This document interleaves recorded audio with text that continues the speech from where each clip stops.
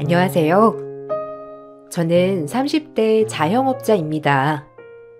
저는 어릴 적부터 식당을 운영하는 엄마를 자주 도와드렸는데요.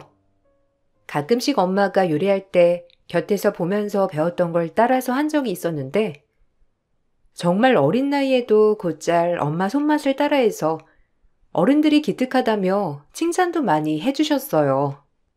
그래서 저희 집 단골 손님들은 저를 정말 이뻐해 주셨는데, 10년 넘은 단골 손님 중 한 분이 바로 제 시아버지가 되셨죠. 저희 식당 근처 회사에 근무하셨던 시아버지는 점심시간뿐만 아니라 종종 저녁에도 식당에 오셔서 식사를 하셨어요. 대학교 때 시아버지께서 자기 아들을 꼭 한번 소개를 해주고 싶다고 말을 꺼내시곤 남편을 슬쩍 데리고 오셨었는데, 그렇게 저희는 눈이 맞아 결혼을 하게 되었죠. 시아버지께서는 저를 무척이나 예뻐하셨지만 시어머니는 절 마음에 들어 하시지 않으셨어요. 역시 우리 영훈이 음식 솜씨는 매번 느끼지만 참 좋아. 사부인 닮아가지고 손맛이 아주 굿이야 굿. 사부인께서 후계자를 정말 잘 찾으셨어. 사부인은 안녕하시지?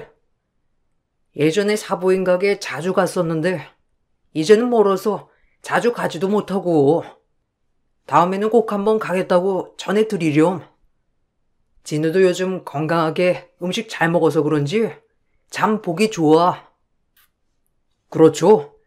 와이프가 워낙 음식을 잘하니까 그냥 밥에다가 나물 반찬 하나만 먹어도 한 그릇 그냥 뚝딱이라니까요. 내가 와이프 진짜 잘 만났지 뭐. 저번에 집들이 할 때 친구들도 왜 이렇게 음식 솜씨가 좋냐면서 저한테 엄청 칭찬했다니까요. 다들 어디서 사왔는 줄 알았다고 했는데 영은이 혼자서 뚝딱 만들었다고 하니까 어찌나 놀라던지 완전 어깨에 으쓱했어요. 에이, 무슨 그런 거 가지고. 그리고 요즘 애들은 그 뭐냐, 핸드폰 가지고 레시피 죄다 나오니까 그거 따라해서 뚝딱 다들 잘만 만들더라. 영은이도 그렇게 배운 거 아니니? 거기다가 식당 하는데 그 정도는 요리해야지. 요리사가 그 정도도 못하면 어디 식당 운영이나 하겠어? 참 보면 우리 집 남자들은 영은이를 너무 띄워주는 것 같다니까. 주부가 음식 잘하는 건 당연한 건데. 그렇게 말하는 당신은 언제 한번 밥이라도 제대로 차려봤어? 영은이 칭찬이라고 하면 어떻게 그렇게 트집을 못 잡아서 안달이야? 에휴, 영은아, 신경 쓰지 말아라. 네 시엄마는 평생 전업주부로 살아도 밥 한 번 제대로 차려본 적이 없어가지고 질투하는 거야. 어쩜 매번 그렇게 말하는지 원. 아니, 내가 틀린 말 했어요? 영훈이는 당연히 가게 요리사니까 요리를 잘하는 게 당연한 거니까 그렇게 말한 거잖아요. 질투는 무슨? 내가 질투할 게 없어서 영훈이를 질투하겠어요? 그냥 오버해서 띄워주니까 말하는 거지. 하여튼 내가 딱 찔리는 구석 찍으니까 괜히 화내는 것 봐. 영은아, 너는 그렇게 생각 안 하니? 내가 뭐 잘못한 말 한 거야? 아니에요, 어머님. 당연히 제가 가게 요리사니까 요리도 잘해야죠. 어머님 말씀도 맞아요. 저번에 집들이 할 때 오신 분들이 직접 차린 건 다들 처음 보셨다고 하셔가지고 그랬나 봐요. 제 음식을 맛볼 때마다 시부가 칭찬을 하니 사실 음식을 안 하려고 했지만 이상하게 시모는 저에게 항상 음식을 차리길 바라셨어요. 재료를 사두시고는 저보고 만들라고 하시거나 미리 음식을 해오라고도 하셨죠. 워낙 요리하는 걸 좋아하는 편이라서 대수롭지 않게 생각을 했었는데, 아마 시모는 그렇게 저를 시키고선 하나하나 트집을 잡으며 제 길을 꺾으려고 하셨나 보더라고요. 그렇지만 시부며 남편이며 제 음식을 먹을 때면 항상 감탄하고 좋아해주니 시모는 더욱 저를 못마땅해 하셨어요. 시모는 대놓고 절 싫어하는 티를 내셨지만 은근히 절 싫어했던 사람도 있었는데 바로 신우였습니다. 신우는 남편보다 3살 많은 누나였는데 가진 건 하나 없으면서 늘 잘나가는 부자 남편을 만나고 싶어 했어요. 나 저번에 엄청 부자인 사람이랑 소개팅을 했거든? 나한테 마음 있다고 했는데 나는 외모가 좀 별로더라고. 재력은 완전 내 스타일이었는데 말이야. 아무리 돈 많아도 솔직히 매일 볼 얼굴인데 마음에 안 들면 좀 힘들잖아? 그래서 거절했거든. 언제면 그 정도 재력에 딱 내 스타일 남자 만날 수 있을까? 나 정도면 충분히 탐날만 하지 않나? 내가 너무 집에만 있나? 누나는 좀 현실을 알 필요가 있어. 그리고 그렇게 부잣집 남자한테 시집가서 가정주부로 살 거면 살림이라도 제대로 할 줄 알아야지. 뭐 하나 제대로 할 줄 아는 것도 없으면서 무슨 부잣집에 시집을 가? 눈이나 낮춰. 그리고 저번에 그 사람도 누나한테는 엄청 과분했어. 어떻게 그런 사람을 거절하냐? 누나가 원하던 게 그런 부잣집 아들 아니었어? 야, 내가 아무리 급해도 따질 건 따져야지. 그리고 부잣집에서 왜 내가 일을 하냐? 그런 집은 가정부도 다 있는 건데 살림 못해서 시집 못 가는 거 아니고 나한테 맞는 사람 찾느라고 안 가는 거거든? 애초에 내 레벨이 맞지 않는 사람이랑 결혼할 거였으면 난 진작에 결혼했지. 근데 그렇게 결혼을 해서 뭐가 좋다고 그러니? 맨날 살림만 하고 살 텐데 난 그렇게 살고 싶지 않아. 올케. 저번에 보니까 올케네 가게 근처에 병원 있던데 거기 선생님들은 밥 먹으러 안 와? 뭐 의사 선생님이라든지. 병원 다니시는 분들이요? 자주 오는데 의사인지 아닌지는 잘 모르겠던데. 아니면 제가 아는 분 소개 좀 시켜드릴까요? 옆 동네에서 가게 하시는 분인데 인상도 좋으시고 무엇보다 가게도 크게 하셔서 재력도 있으시고요. 한번 만나보시는 것도 좋을 것 같아요. 가게? 어머, 올케, 너무한다. 나보고 가게 하는 사람이나 만나라는 거야? 난 그런 일 하는 사람은 못 만나. 올케도 가게 일 하면서 알 거 아니야? 너무 억세고 악착 같고 그렇잖아. 그런 사람들이랑은 난 좀 잘 못 어울리겠더라고. 그냥 깔끔하게 전문직인 사람 만나는 게 낫지. 나랑 수준이 안 맞아서. 옳게 보고 하는 말은 아니야.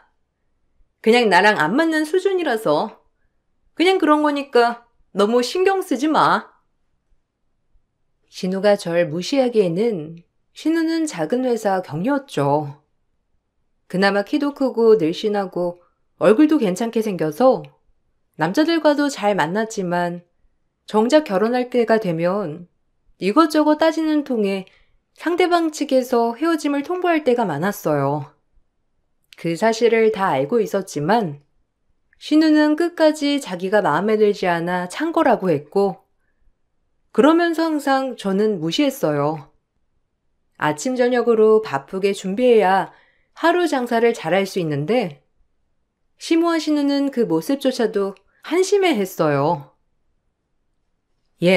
영은아, 너는 가게 일 안 지겹니? 아침 새벽부터 나가가지고 재료 준비하고 요리하고 거기다가 저녁까지 하고 나서도 또 치우고 청소하고. 나는 사부인이 제일 신기해. 내 딸 자식 같았으면 자기같이 고생하면서 살까봐 가게 물려주지도 않았을 것 같은데. 네가 아무리 하고 싶다고 해도 제대로 된 직업 가져라 하면서 말렸을 것 같은데 한 번을 안 말리셨다니. 너 어디 주워온 거 아니니? 아유, 엄마. 무슨 말을 그렇게 해? 옳게 서운하게. 그리고 사돈어른께서 그런 노력 안 하셨겠어? 안 그래도 딸내미가 주방일이나 하고 있으니 얼마나 속상하시겠냐고. 안 그래, 옳게? 우리 엄마는 그래도 행복하지. 나나 동생이나 잘 자라서 월급 따박따박 나오는 직장 들어가고 정해진 시간만 일하면 되니까 편하고. 그러게나 말이다.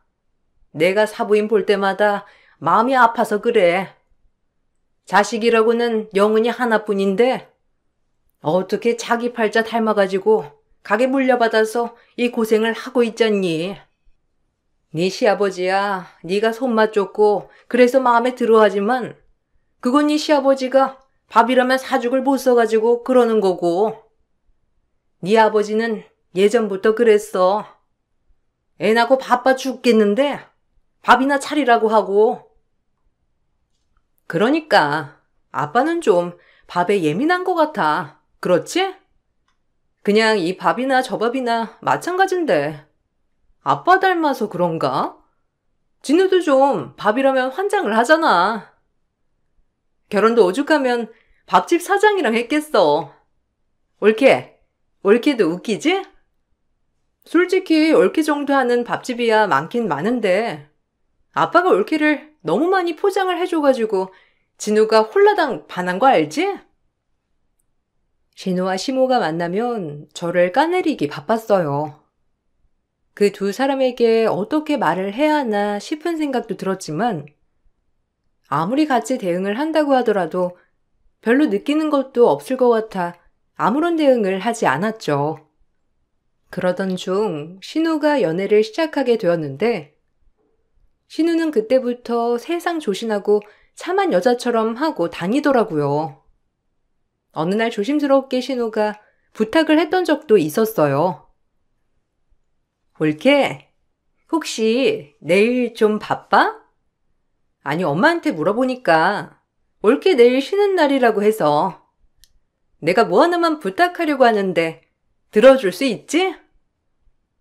아, 어려운 건 아니고 옳게 내일 도시락 하나만 싸줄 수 있어? 아, 내가 어디 좀 가려고 했는데 도시락을 싸가야 한다네? 근데 오늘 야근이라서 일도 늦게 끝나고 하니까 아침 일찍 도시락 싸가기에는 무리라서. 내일요? 아, 뭐 어려울 건 없지만 어떤 거 싸드리면 돼요? 그냥 일반 밥 반찬이랑 밥이랑 이렇게 도시락 싸드리면 되나요? 형님 혼자 드실 거예요? 아니면 직원들이랑 같이 드실 거예요? 근데 내일 주말인데 회사에서 무슨 일이 있나 봐요. 아, 우리가 워크숍을 따로 안 가서 그냥 겸사겸사 일 때문에 만나기로 했는데 도시락도 싸가기로 한 거야. 그래도 이왕 싸줄 거 좀 맛있는 거 위주로 싸주면 안 돼? 고기 반찬도 좀 여러 가지로 넣어주고. 그래도 내가 명색이 한 팀을 이끌고 있는데 푸짐하게는 싸가야 하지 않겠어? 옳게 부탁 좀 할게. 알았지?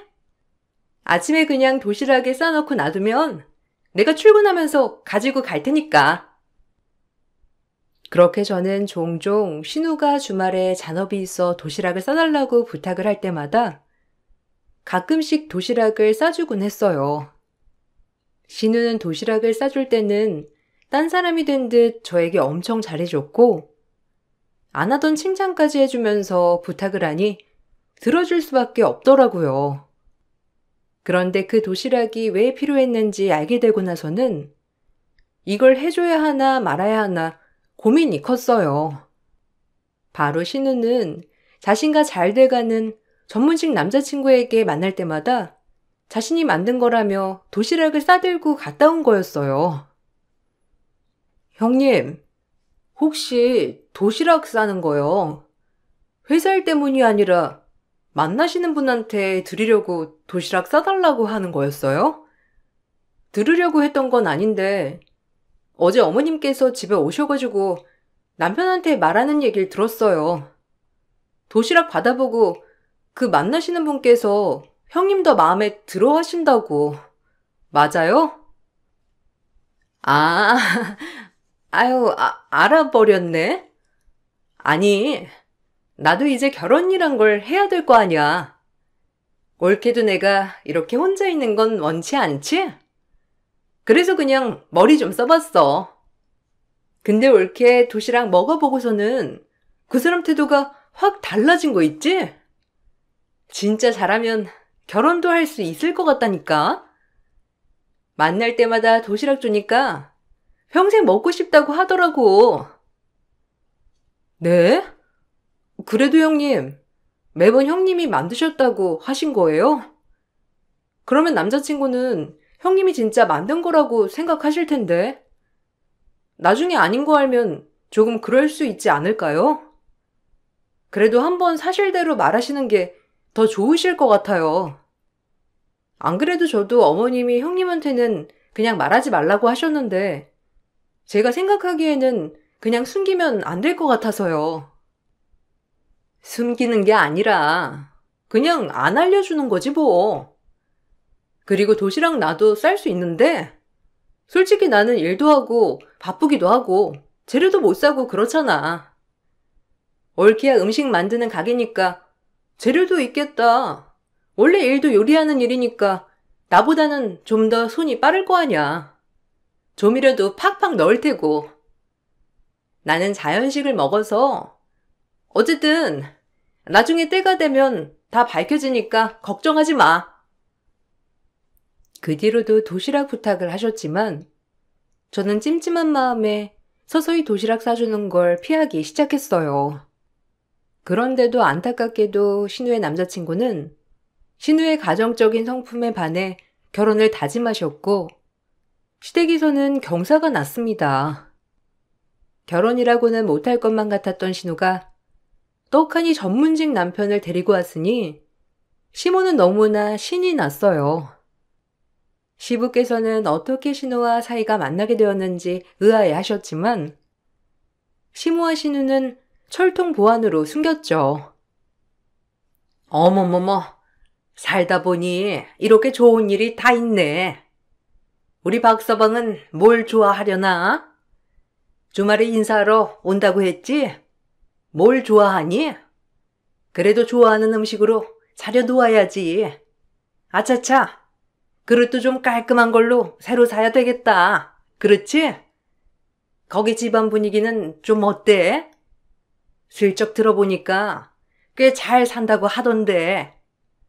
시어머니 자리가 좀 까다롭지는 않디? 아들 잘나게 키우려고 노력했을 텐데 그럴수록 정신 똑바로 차려가지고 살갑게 해야 돼. 알지? 에이, 엄마는 누굴 걱정해. 내가 다 알아서 잘하지. 시어머니는 걱정하지 마. 이미 내가 다 구워 삶아놨으니까. 예비신랑도 나한테 푹 빠졌다니까. 음식은 집에서 먹지 말고 밖에 나가서 먹자. 그게 깔끔하기도 하고. 근데 이번에 시댁 가보니까 잘 살긴 정말 잘 살더라. 주방에 이모님도 계속 계셔서 그냥 손 하나 까딱 안 해도 될 정도더라고. 아마 결혼하면 나한테도 그 정도 해주시겠지? 아유, 우리 딸 앞날이 폈네 폈어. 이렇게 좋은 신랑감 구하려고 지금까지 기다렸나 보다. 당신, 내가 말했지? 우리 딸 정말 좋은 신랑감 만날 거라고. 이렇게 좋은 신랑감 만났는데 당신은 뭐 할 말 없어? 아유, 어떻게 둘이서 만난 거야? 가정적이라는 게 내가 아는 그 가정적이 아닌 건가? 진짜로 얘가 뭐 살림을 잘할 거라고 생각해서 결심했대? 참, 내일 오면 물어볼 게 한두 가지가 아니야. 제대로 우리 딸을 알고 있는지를 모르겠어. 당신 정말 내 쓸데없는 소리 하면 정말 큰일 나. 딸내미 평생 노처녀로 늙어 죽게 만들고 싶으면 그렇게 해. 아니면 제발 좀 쓸데없는 거 물어보지 말고. 얘도 얼마나 많이 노력했는데 제발 이번에는 우리 딸 좀 시집 보내자고, 여보. 신우는 결혼 날짜가 나오고 나서부터는 세상 조신한 사람 따로 없는 것처럼 행동했어요. 신우의 남편을 봤는데 이미 신우한테 푹 빠져 있었죠. 이렇다 저렇다 설명을 하는 것도 웃기다고 생각을 해서 가만히 있게 되었고, 그렇게 신우는 결혼을 하게 되었어요. 그나마 신우가 결혼을 하고 나니까 시모와 신우가 둘이서 절 무시하는 일은 현저히 줄어들었어요. 다만 이상하게 주말에 시댁 식구들이 모여 밥을 먹을 때 저에게는 절대로 음식을 하게 안 하더라고요. 항상 외식을 했고 집에서 밥을 먹는 일은 없었는데, 어느 날 남편과 대화를 나누면서 그 이유를 알게 되었어요. 아, 그거? 나도 이상해가지고 누나한테 물어봤더니 지금 난리 나기 일보 직전이더라고. 아마 누나 발등에 불 떨어져서 당신한테 부탁하러 올지도 몰라. 당분간 누나 전화 좀 차단해 놓고 있어. 아니, 살림 하나도 못하는 사람이 어떻게 살림을 잘하는 것처럼 연기할 수가 있어? 엄마랑 누나, 당신이 요리하게 되면 매형이 그거 아실까 싶어서 절대 못하게 하는 거야. 어? 아무리 그래도 그렇지.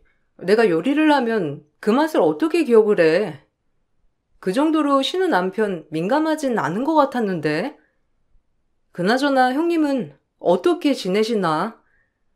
진짜 거기 시댁에서 가사도우미 붙여주셨대? 결혼하기 전에 가사도우미 보내줄 거라고 호언장담했잖아. 그러면 형님 남편도 형님이 살림을 잘 못하는지는 모를 것 같은데? 아니, 그것도 진짜 웃겨. 생각을 해봐. 아무리 시댁에 가사도우미가 있다고 하더라도 결혼하면 자기도 그렇게 가사도우미가 올 거라 생각을 하는 게 말이나 되는 거야? 누나도 진짜 결혼하고 나서 누나 일도 그만둔 거 알지? 뭐 매형이 그렇게 원해서 그런 거라곤 하지만, 그러면 살림 좀 잘하려고 배우던가 그래야 하는데 아무것도 못 배워서 아무것도 못한대. 그래서 엄마가 매일매일 매형 출근하면 그 집 가서 살림해주고 퇴근하기 전에 집에 가고 그걸 지금 하고 있다고 하더라고. 진짜? 와, 근데 그냥 밝혀도 되는 거 아니야? 잘 보이려고 그랬다. 뭐 이런 식으로 말하거나, 아니면 어느 정도 살림은 하는데 요리나 이런 거 도움 받았다거나 이렇게 말하면 안 되는 거였어? 굳이 그렇게까지 숨겨야 하나 싶은 생각도 들고 말이야. 그게 매형이 누나 음식 솜씨에 정말 반했대. 거기 집에 가사도우미 있다고 했잖아. 그 사람이 매형 어릴 때부터 계셨었나 보더라고. 그래서 약간 와이프 밥, 엄마 밥 이런 로망이 있었다나 어쨌다나. 하여튼 원래 도시락 싸주고 이러는 여자가 없었는데 딱 누나가 그걸 한 거지. 그래서 누나한테 결혼하자고 한 건데, 문제는 그 도시락 누나가 싼 거 아니잖아. 결정적으로 결혼하게 만들어준 도시락인데 그러니 꽁꽁 숨기려고 하는 거야. 아유, 엄마나 누나나 생각 없이 그래가지고선 도대체 어떻게 수습하려고 그러나 몰라. 밑도 끝도 없이 거짓말을 하게 되면서 점점 더 그게 커져갔고, 결국 시모가 신우의 신혼집에 몰래 살림해주러 가야 하는 직원까지 이르게 되었죠. 그렇지만 언제까지 그렇게 시모가 가서 도와줄 수 없는 노릇이었고, 가장 힘들었던 건 바로 음식이었나 보더라고요. 신우는 남편이 오기 전에 모든 음식들을 싹 만들어 놓고 그냥 데워 나가기만 하면 됐었는데, 매번 그러기에는 어려울 수밖에 없었죠. 위기가 생겼던 날은 시모가 몸살이 나서 신우 집에 가지 못했던 날이었어요. 그날은 신우가 저에게 직접 찾아와 싹싹 빌며 한 번만 저녁상을 차려달라고 했어요. 옳게, 나 진짜 부탁이야. 솔직히 지금은 밝히고 싶지 않아서 그래. 지금 알면 남편도 너무 서운할 것 같고, 나도 미안하고, 앞으로 내가 따로 수업을 받든 어떻게 하든 배울 테니까, 이번만 좀 도와주면 안 될까? 엄마는 오늘 너무 아파서 안 되겠대. 그냥 오늘은 뭐 시켜서 먹으라고 했는데, 사실 그게 안 되거든. 형님, 근데 제가 생각하기에는 지금 말하는 게 나을 것 같아요. 더 숨기면 나중에 더 문제가 커질 수 있잖아요. 거기다가 아주버님은 형님 밥 생각에 결혼하셨다고 하는데 계속 말 안 하는 건 작정하고 속이는 걸로 보일 수 있으니까. 그니까 내가 올케한테 도와달라고 하는 거잖아. 오래 걸리지도 않아. 그냥 오늘 한 번만 도와주면 돼. 웬만하면 혼자서 해결해 보려고 할 텐데 그게 안 돼서 그런 거야. 알았지? 올케, 내가 진짜 부탁할게. 나 이혼하는 거 올케 바라지 않잖아. 한 번만 도와줘. 집에서 아파 누워있던 시모까지 연락이 와 한 번만 신우를 도와달라고 하셨어요.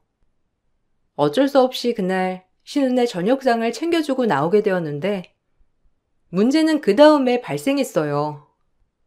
신우 남편은 생각보다 예민했고 저녁상 맛이 바로 도시락 맛과 같다는 걸 알게 되었어요. 그 이후로 여러 번 신우와 시모가 저에게 저녁상을 챙겨달라고 부탁하셨지만 저는 피했고 그러면서 신우와 신우 남편 사이도 어색해졌던 듯 했어요. 어느 날 시모가 갑자기 긴급하게 시댁 행사가 있다면서 손님 맞이를 한다고 저에게 음식 준비를 도와달라며 말을 꺼내셨어요. 그 말을 듣고선 갑작스럽게 당황스러웠지만 시모의 표정이나 말에서 다급함이 느껴져서 바로 도와드릴 수밖에 없었어요. 그런데 거의 음식을 다 만들었을 때쯤 시모는 갑자기 신우에게 전화를 걸어 빨리 오라고 말하더라고요. 어머님, 그게 무슨 말이에요? 형님이 왜 음식 가지러 와요? 이거 음식 여기서 행사하면서 나눠주실 거 아니에요? 다른 곳에 가서 행사하실 거예요? 근데 형님 혼자서 옮기려면 힘드실 텐데. 여러 번 옮기지 마시고 그냥 진우 씨랑 오면 같이 해요, 어머님. 안 돼. 이제 가야 돼. 이거 사돈 식구들 오기 전에 빨리 가서 세팅해야 되는데. 그러지 말고 우리가 차에 이거 다 넣고 네 신우네 집으로 가자꾸나. 지금 챙겨서 출발하면 늦지 않을 거야. 시간도 지체하지 말고 얼른 움직이자. 네 신우가 그릇이나 이런 건 다 세팅해 놨다고 하거든? 가서 우리는 음식만 덜어서 놓으면 되는 거야. 얼른 하나씩 들자. 네 신우도 오고 있다고 하거든? 네? 이거 시댁 행사 때문에 준비한 게 아니라 형님 시댁 모임 때문에 만든 거라고요? 아니 그럼 그걸 왜 이렇게 급하게 만드는데요? 어떻게 어머님 그러실 수 있으세요? 진짜 너무하시네요. 사실대로 처음부터 말해주셨어도 급하니까 제가 도와드렸을 거예요. 시간 없어서 너한테 부탁했지. 시간이 많았으면 너한테 부탁 안 하고 우리끼리 마무리했을 거야. 솔직히 내 딸 긴급했잖니. 이번에 잘 마무리되면 다 밝힌다고 하니까 너도 너무 염려하지 마. 근데 오늘 음식은 왜 이렇게 부실한 거니? 재료는 다 쓰긴 한 거야? 저번에 만들었던 거랑은 전혀 분위기가 다른데? 너 시댁 행사라고 대충 한 거 아니니? 대충 하다뇨. 어머님, 저 진짜 열심히 땀 뻘뻘 흘리면서 만든 거 아시잖아요. 시집에 내일 집들이상이면 제가 이렇게까지 하지 않아도 되는 건데 결국 신우가 만들었다고 하실 거였잖아요. 어머님 진짜 이런 걸로 속이면 안 돼요. 어머, 너 말은 바로 해야지. 네가 요리를 해주긴 했다만 우리 딸이 진짜 이걸 못해서 너한테 부탁했겠니? 쟤는 할 줄 아는데 안 하는 거야. 굳이 자기 손 더럽힐 필요가 뭐가 있니?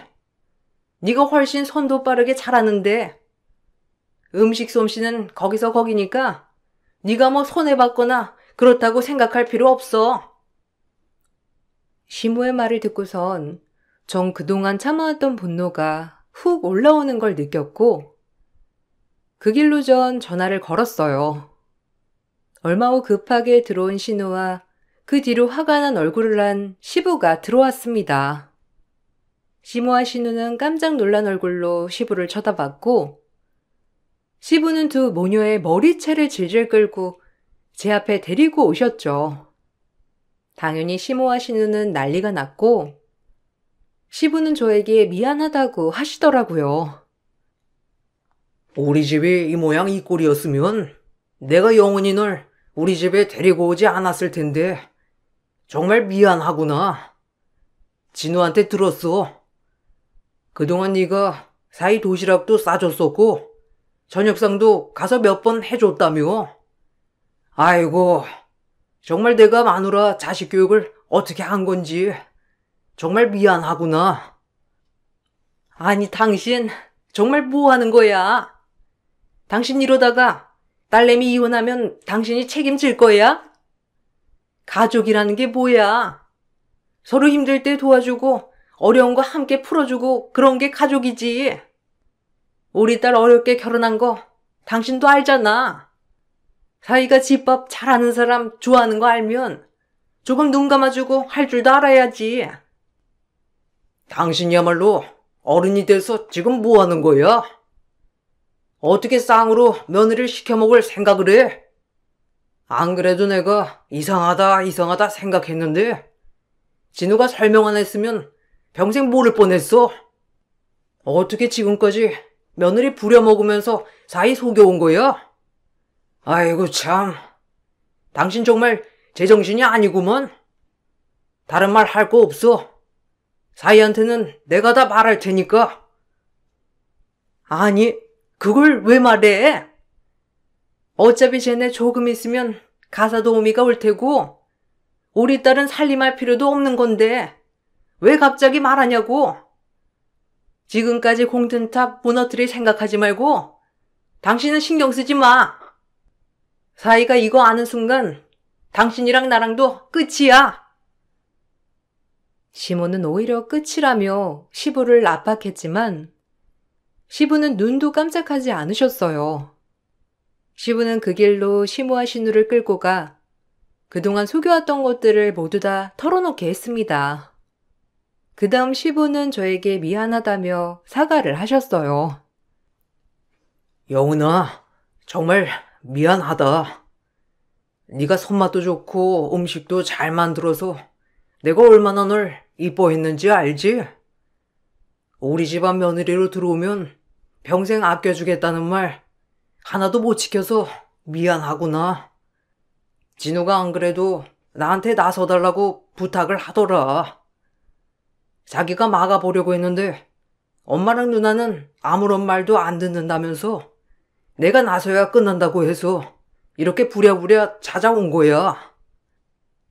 아, 그랬던 거군요. 안 그래도 남편한테만 전화해서 말했었는데 갑자기 아버님께서 오셔서 깜짝 놀랐어요. 근데 지금은 괜찮으세요? 아까 바로 형님이랑 어머님 모시고 거기 다녀오셨잖아요. 진짜 형님이랑 아주버님 사이 나빠지실 수도 있을 것 같은데. 그건 네가 걱정할 게 아니란다. 걱정해도 딸이 걱정해야지 뭐. 내가 다 딸을 잘못 키운 것 같구나. 어찌되었든 내가 싹 다 정리를 해둘 테니 너무 걱정하지 말고. 알았지? 하여튼간에 쓸데없는 짓 꾸미는 데는 1등이야 1등. 앞으로는 다신 널 괴롭히지 못하게 내가 단단히 끝내주마. 시부는 그날 이후로 바로 사돈댁까지 찾아가 모든 사실을 털어놓았고 당연히 신우 남편과 사돈댁에서는 난리가 날 수밖에 없었죠. 솔직히 사돈댁과 시댁을 비교했을 때 정말 차이가 많이 났었는데 신우 남편이 강력하게 결혼을 주장해서 했던 상황이었거든요. 그런데 그 과정에서 속인 게 있었다니 더 난리가 날 수밖에 없었습니다.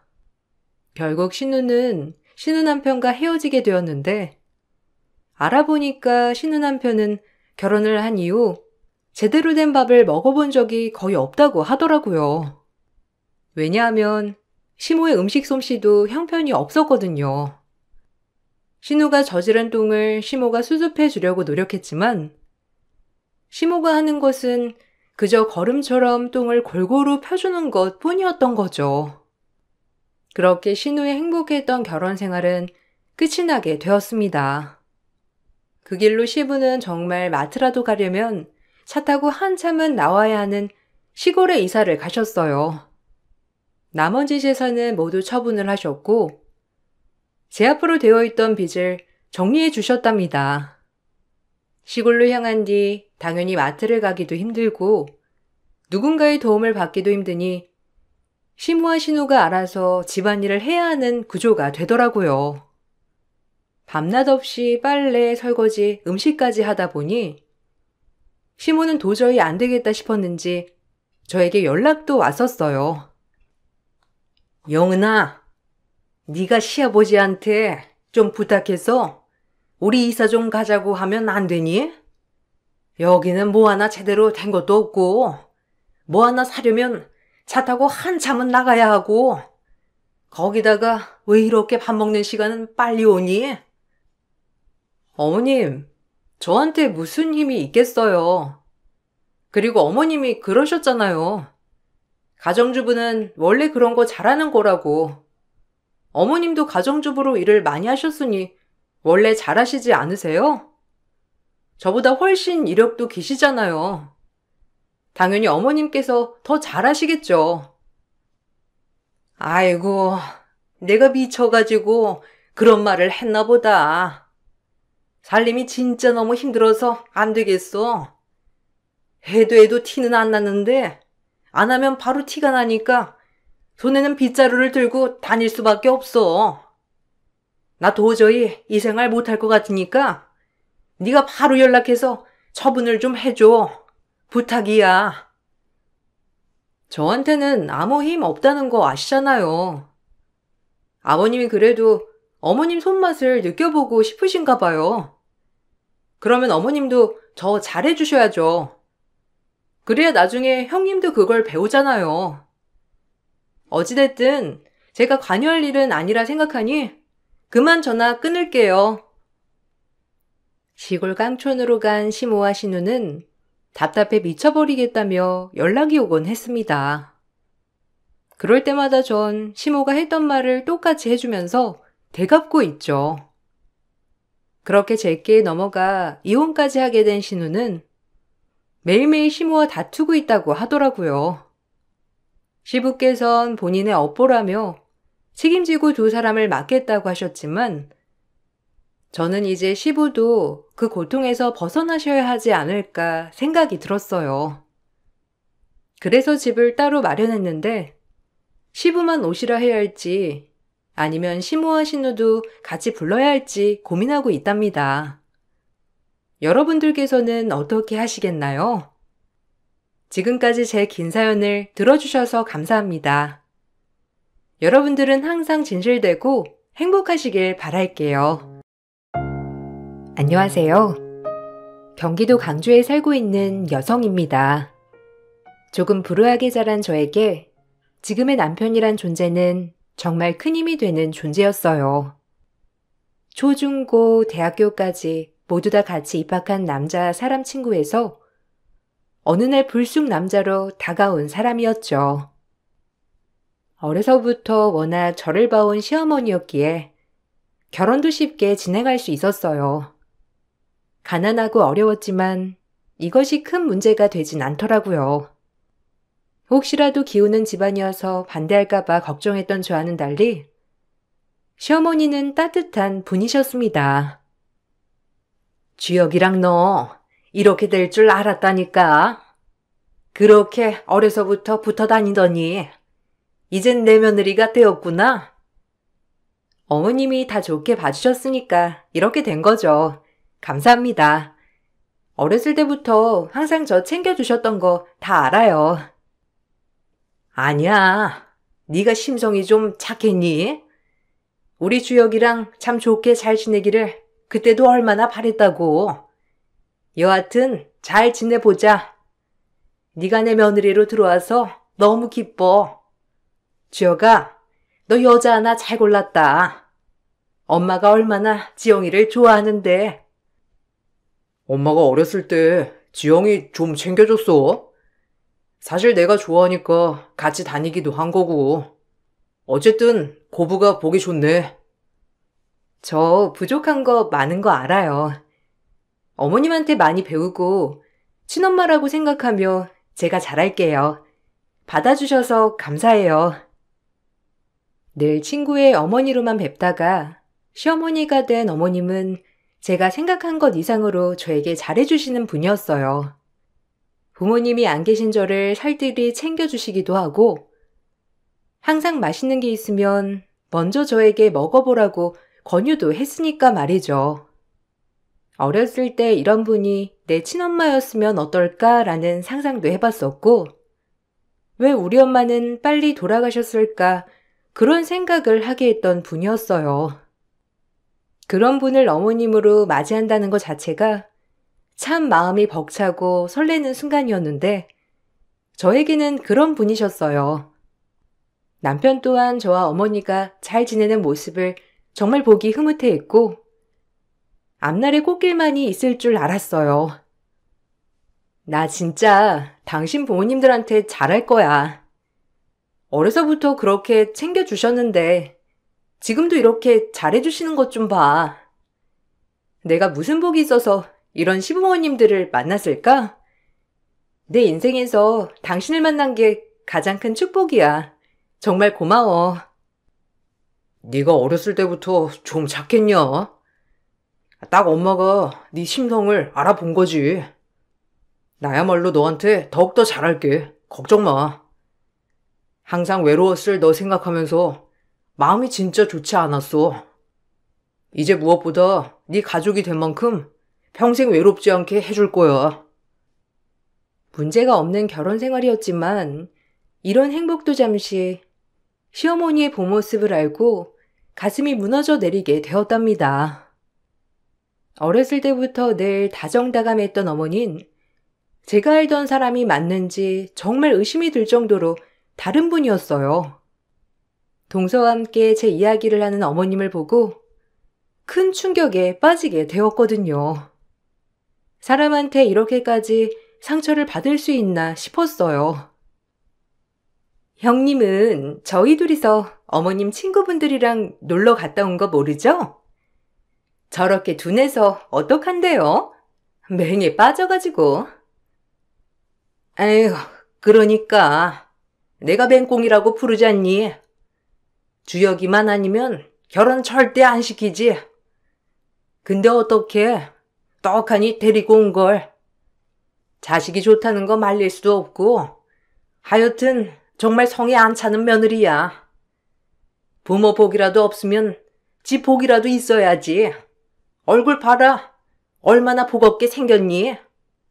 이래서 없이 자란 애들은 티가 난다니까.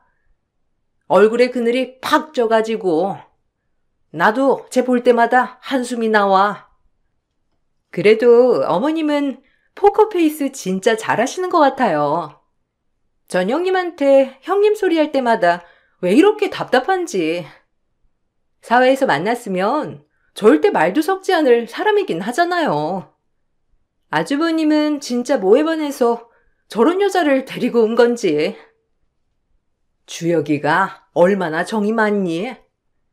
그저 어렸을 때부터 불쌍하게 여겨서 그렇게 데리고 다니더니 둘이 눈 맞은 거지 뭐. 내가 그때 둘이 같이 다니지 말라고 뜯어 말렸어야 했는데 설마 하니 저런 애랑 눈이 맞을 줄 내가 알았겠어? 그저 불쌍해서 잘해줬더니 주제 파악 못하고 우리 아들을 마음에 품어? 예, 이런 말 그만하자. 말하면 입도 아프고 더 열불나. 어머님, 진짜 인품이 대단하세요. 어떻게 그런 친구를 가까이 하게 하다니. 형님이 가정환경이 한참 기울었잖아요.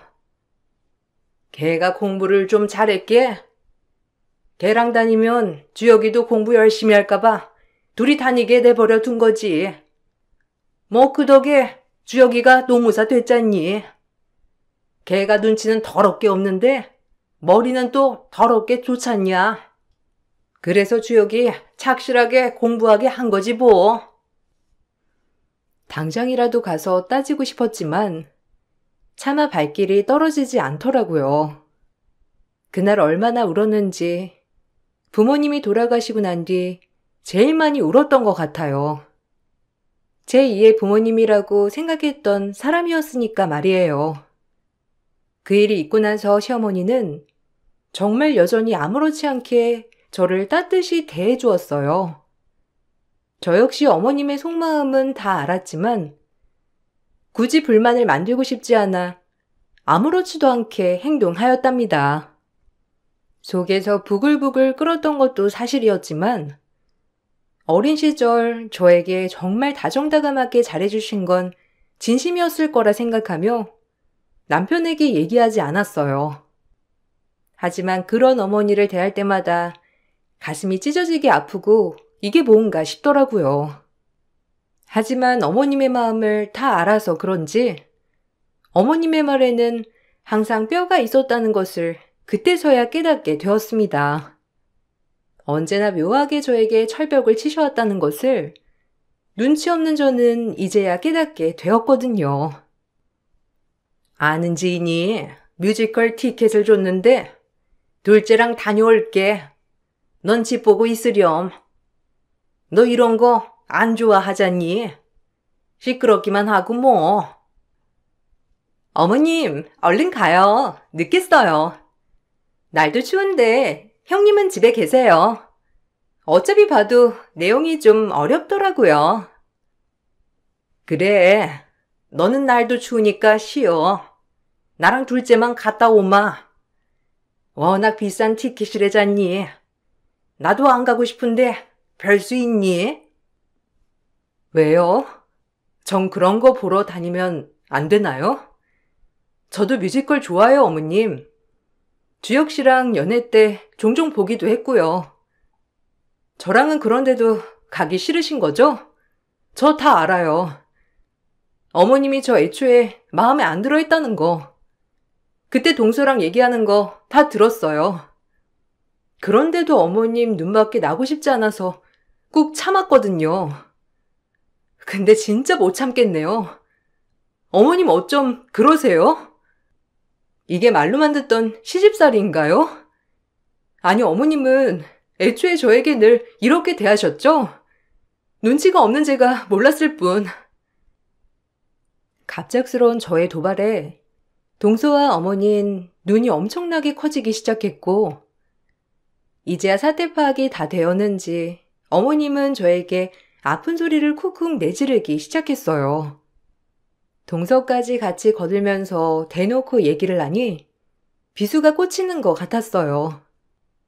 처음 보는 어머님의 얼굴이었고 그렇게 대놓고 확인 사살을 받으니 마음이 갈기갈기 찢어지면서 정말 아프더라고요. 뭐? 아니 그럼 그때 이 얘기 다 듣고도 너 그동안 나한테 못 들은 척 그렇게 고상한 척 했던 거야? 너 아주 무서운 애구나? 어쩜 애가 그렇게 깜찍하게 못 들은 척 하면서 아무렇지 않게 나를 대해? 그리곤 속으로 뭐라고 생각했니? 아, 기막혀. 형님, 살쾡이에요? 남의 이야기를 왜 엿들어요, 엿듣기? 그리고 엿들었으면 인기척이라도 하시지. 그냥 잊어보려 했어요. 그동안 어머님을 정말 친엄마처럼 생각했으니까 못 들었다고 혼자 되뇌면서 잊어보려고 했고 그래서 어머님 볼 때마다 정말 괴로웠어요. 전 어머님을 온 마음을 다해서 진심으로 대했는데 어떻게 그럴 수가 있으세요? 그래, 뭐 다 안다니. 내가 할 말은 없는데 네가 들은 대로야. 솔직히 내가 너 눈에 착이나 했겠니? 우리 주혁이 노무사에다가 그렇게 소개해달라고 했던 여자들이 얼마나 많았는 줄 알아? 근데 하고 많은 사람들 중에 그게 너? 내가 얼마나 당황스럽던지. 다 큰 성인이 결혼한다는데 왈가왈부할 수 없는 일이니 허락은 했다만 아직도 기가 차. 어려서부터 주혁이 따라 졸졸거리던 너를 내가 떼어놨어야 했는데 그저 불쌍해서 좀 챙겨줬기로써니 그걸 이렇게 갚니? 어머님 말이 맞아요. 형님 진짜 주제 파악하세요. 제가 이런 말씀은 안 드리려고 했는데 저희 집에 한참 딸리잖아요. 넌 입 다물어. 모든 걸 차라리 이렇게 입으로 들으니 속이 시원하네요. 가식 떨지 말고 이렇게 애초에 대했으면 어머님이 기피하던 며느리 절대 보실 일 없으셨을 텐데. 참 방법을 잘못 쓰신 것 같아요. 저 없이 자라고 불우하게 컸어도 남들한테 피해준 적 없어요. 근데 제가 왜 이런 취급을 당해야 해요? 주혁 씨 노무사라고요? 저 대기업 법무팀 팀장이에요. 이건 뭐 쉬운 줄 알아요? 유치하게 급을 나누자는 게 아니라 제가 할 수 있는 선에서 최선을 다해서 달려왔고 부모님 일은 인력으로도 안 되는 일이잖아요. 그건 제 노력으로 되지 않았던 일인데 어쩜 그런 걸 가지고 제 마음을 이리 아프게 하세요? 그러니까 네 복이라는 거지. 그래서 재수 없다는 거고. 더 이상 말하지 마. 그리고 아무런 티도 내지 마. 알겠니? 정녕 부모 자식 간에 원수 만들겠다는 거 아니면 그 입 다물으라는 거야. 난 하던 대로 할 테니까 너도 표정 관리 잘하라고. 처음 보는 어머님의 얼굴과 말투였고 그 말씀을 하신 채 어머님은 동서와 집을 나섰습니다. 다 아는 이야기였지만 가슴에 비수가 꽂히듯 아팠어요. 그리고 그 일이 있고 나서 어머님은 남편과 아버님 그리고 다른 식구들이 있을 때는 평소처럼 저에게 잘해주었어요. 이것 또한 무섭게 느껴지더라고요. 원래도 이런 두 얼굴을 가지고 있었나 싶은 게 말이에요. 당신 왜 이렇게 못 먹어? 뭐 안 좋은 일 있었어? 밥 좀 팍팍 먹어. 가뜩이나 살쪄야 하는데 더 마르겠다. 그래 아가, 좀 더 먹어라. 내가 한 게 맛이 없니? 다른 거 해줄까? 건강히 먹어야 몸이 좋아지지. 계란이라도 부쳐주련? 역시 지영이 챙겨주는 사람은 엄마밖에 없다니까. 지영아, 너 계란 좋아하잖아. 엄마가 계란 부쳐주신대. 아, 됐어요. 괜찮아요. 입맛이 오늘따라 너무 없네요. 그만 먹을게요. 어머님이 밥 차려주셨으니 설거지는 제가 할게요. 아이고, 됐어요, 아가씨. 에휴, 내가 며느리를 무슨 이런 거 시키려고 본 줄 아니? 내가 해도 되니까 넌 일찍 들어가서 쉬어. 와, 이게 정녕 고부 사이 맞는 건가 싶다. 지영이랑 결혼하길 정말 잘했어. 엄마도 일이 좋아하고 지영이도 좋아하니. 정말 그냥 다른 사람이라고 해도 믿을 정도의 시어머니였어요. 참 허탈했고 기가 막혔습니다. 그리고 이런 어머님을 제가 감당해내지 못하겠다고 생각을 했어요. 그렇게 시간은 흘렀고 저 역시 멘토를 부여잡으며 버텼어요. 그래 어려서 부모님도 이러는데 이깟 일이 대수랴 싶으면서 합리화를 했고 뒤이어 동서가 임신을 하게 되었습니다. 저희 역시 아이를 준비하고 있던 터라 내심 부럽기도 했어요. 동서가 임신을 하자 온 가족은 하나같이 기뻐하였고 어머님이 그렇게 예뻐하던 동서이니 시어머님은 입이 귀에 걸리더라고요. 그리고 사람들 앞에서 저를 위로해주는 척하며 또 가슴에 상처를 주었죠. 어머, 둘째 내가 먼저 가졌구나. 누가 먼저 가지면 어때? 우리 둘째 뭐 갖고 싶은 거 없니? 내가 임신 선물로 뭐 하나 해주고 싶은데. 아, 맞다. 그네 넌 마음이 좀 그렇겠구나. 너도 임신 바랬잖니. 역시 나이가 무기인가? 둘째 내가 떡하니 먼저 임신을 했네. 너도 곧 생길 거니 걱정 말으렴. 다 때가 있다고 하잖니. 서운한 거 아니지? 아, 아니요. 축하해야 할 일에 서운하다뇨. 동서 축하해. 동서랑 서방님 닮았으면 정말 예쁜 아이가 태어날 거야. 형님, 진심 맞죠? 제가 먼저 가져서 죄송해요. 아무래도 나이가 어린 게 확실히 큰가 봐요. 이렇게 한 번에. 그러게나 말이다. 그네 분발해야겠다. 하긴 요샌 딩크도 많더라. 굳이 힘들게 노력 안 해도 돼. 너희의 삶을 존중해. 그래도 딩크는 아니지. 우리도 아이 준비하고 있어요. 재수씨 좋은 기운 받아서 저희도 성공해야죠. 묘하게 기분이 나빴지만 지금은 임신 축하에만 전념했고 참 머지않아 저도 임신을 하게 되었어요. 동서와는 4개월 정도 차이가 났었고 그렇게 바라던 임신을 하게 되니 정말 뛸 듯이 기뻤어요. 하지만 어머님은 저에게 한 소리를 넘어 또다시 상처되는 말을 스스럼 없이 하셨고 식구들 앞에서는 다시금 착한 시어머니 모드로 변하셨습니다.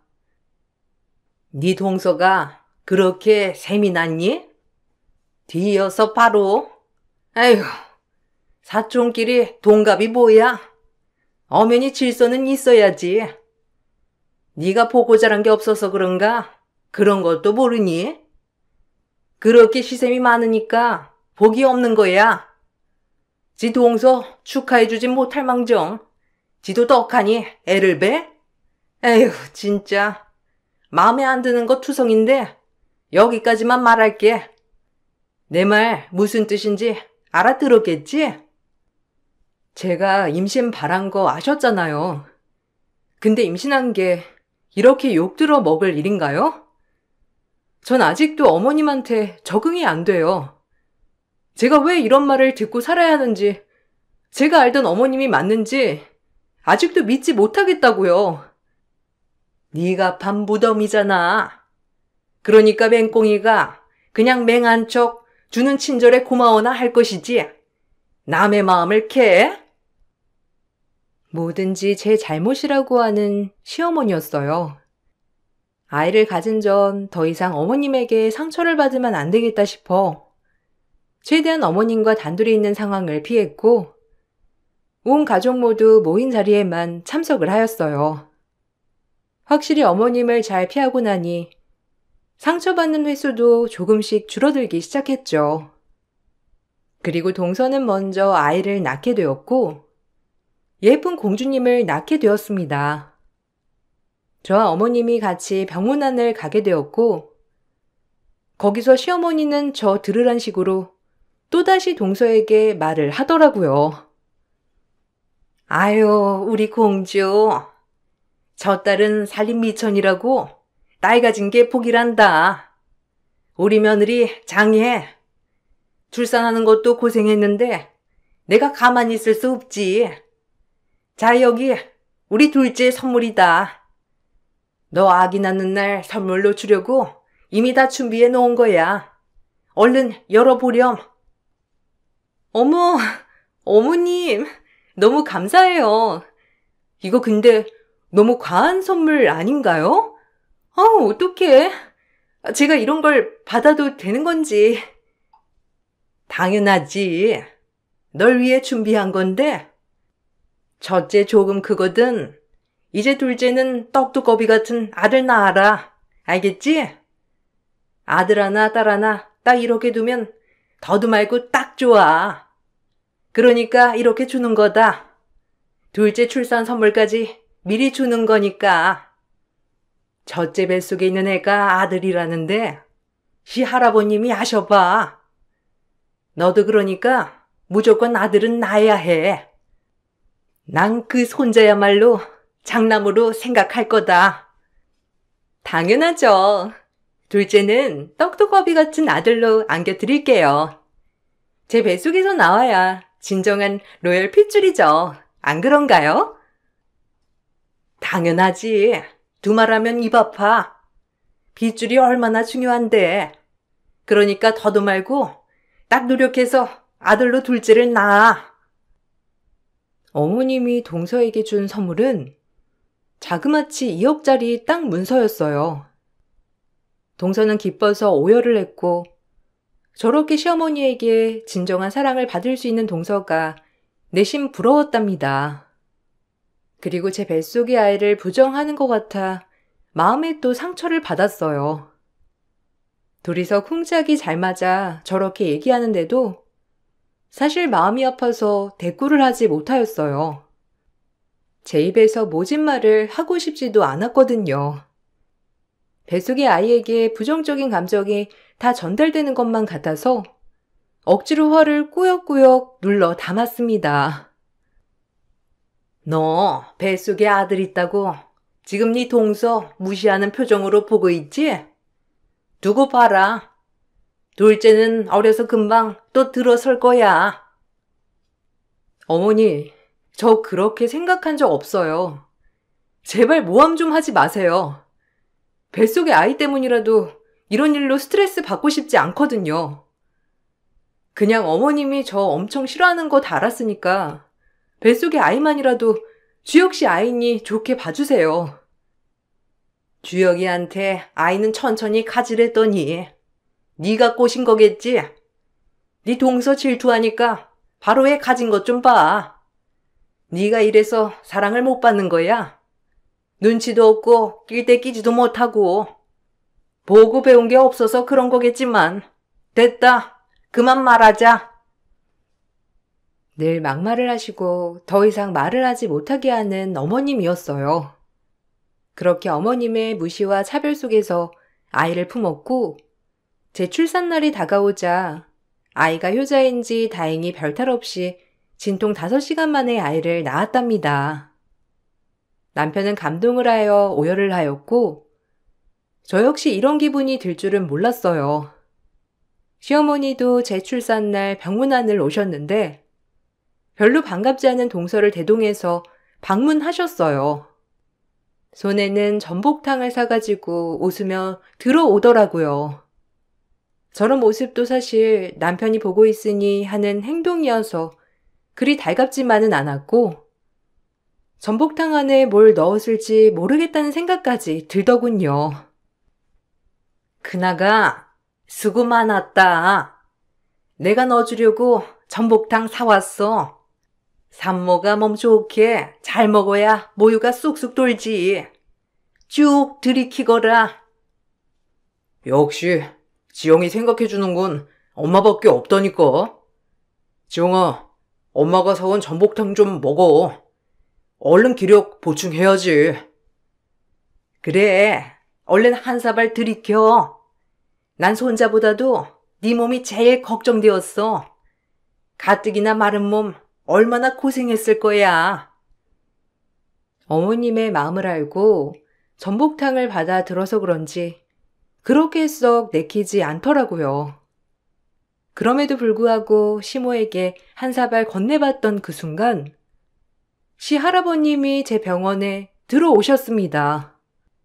그리곤 저에게 연신 고맙다며 고마움의 표시를 해야 한다고 하였어요. 그리고 고마움의 표시라고 하면서 저에게 뭔가의 문서를 지어준 순간 온 시가 식구 인생이 종쳤습니다. 정확히 말하자면 동서와 시어머니 인생이 말이죠. 시어머니는 그걸 보자마자 눈이 뒤집혀서는 여태까지 감춰오던 본 모습을 드러내었거든요. 본인이 가장 들키고 싶어 하지 않는 모습을 보여준 순간 온 식구들은 놀라움에 입이 딱 벌어졌어요. 우리 손주 며느리 너무 고맙다. 우리 집안이 대가기한데 네가 대를 이어줬어. 주혁이한테 아들이라는 소식 듣자마자 올라왔다. 네 시어머니가 영 성별에 대해 얘기가 없길래 너 딸이겠거니 했는데 아유, 내가 너한테 너무 고마워서 가만히 있을 수가 있어야지. 자, 여기 바꿔라. 이건 할애비가 주는 선물이다. 우리 집에서 네가 제일 잘한 일을 했어. 어머, 이건 삼성동에 있는 건물 아닌가요? 이건 너무 과하세요.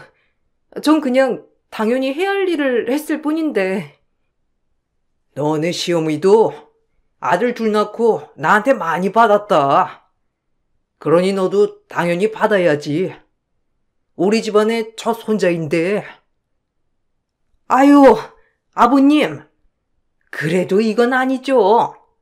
요즘 아들딸이 어디 있다고. 그리고 얘가 뭘 했다고 그런 큰 건물을 줘요. 참, 얘 부모도 없고 보고 자란 거 없는 애라고요. 근데 어떻게 우리 집 재산을? 너 그거 받기만 해? 시어머님은 시할아버님의 성격을 뻔히 아셨기 때문에 제 임신 소식과 함께 아예 성별까지 얘기를 하지 않았고 우연히 남편과 전화통화를 하게 된 할아버님이 제 아이의 성별을 듣자마자 출산 소식과 함께 올라오신 거였답니다. 그리고 역시나 시할아버님은 저에게 선물이라며 과한 선물을 주셨어요. 사실 남편네 집은 가지고 있던 땅이 재개발과 더불어 할아버지의 명확한 투자로 인해 큰돈을 만졌었거든요. 전 이 큰 선물을 받고 너무 감동했지만 시어머님은 절대 받지 못하게 했답니다. 엄마, 평소에 지영이 그렇게 생각하고 있었어요? 진짜 너무하네요. 지영이가 얼마나 엄마를 좋아했는데 부모 없는 게 무슨 죄라고 그렇게 말씀하세요? 엄마한테 진짜 실망이에요. 지영아, 미안하다. 내가 대신 사과할게. 아주버님, 그건 아니죠. 그리고 할아버님, 저도 아기 낳았는데 어떻게 저한텐 아무것도 안 주세요? 제가 첫 손주를 안겨드린 거잖아요. 정말 너무하시네요. 집안으로 보나 뭐로 보나 다 형님보다 제가 월등한데 혹시 손주 며느리를 착각하신 거 아닌가요? 저 여자가 뭘 했다고 건물을 주냐고요. 어머님, 진짜 이건 아닌 것 같아요. 꼴랑 전 땅문서인데. 동서는 그 와중에 본인이 받은 것과 천지 차이인 제 선물을 보고 비교질을 하기 시작했고 그 모습을 본 남편은 그동안의 일들을 짐작이나 하는 것처럼 말을 하였어요. 그리고 시할아버님 또한 사대 파악을 다 한 듯 보였어요. 이미 땅 문서도 받아놓고 지금 그러는 거예요? 재수 씨도 말 가려하세요. 이제 안 봐도 훤하네요. 둘이서 지영이를 얼마나 무시하고 업신 여겼는지 정말 실망입니다.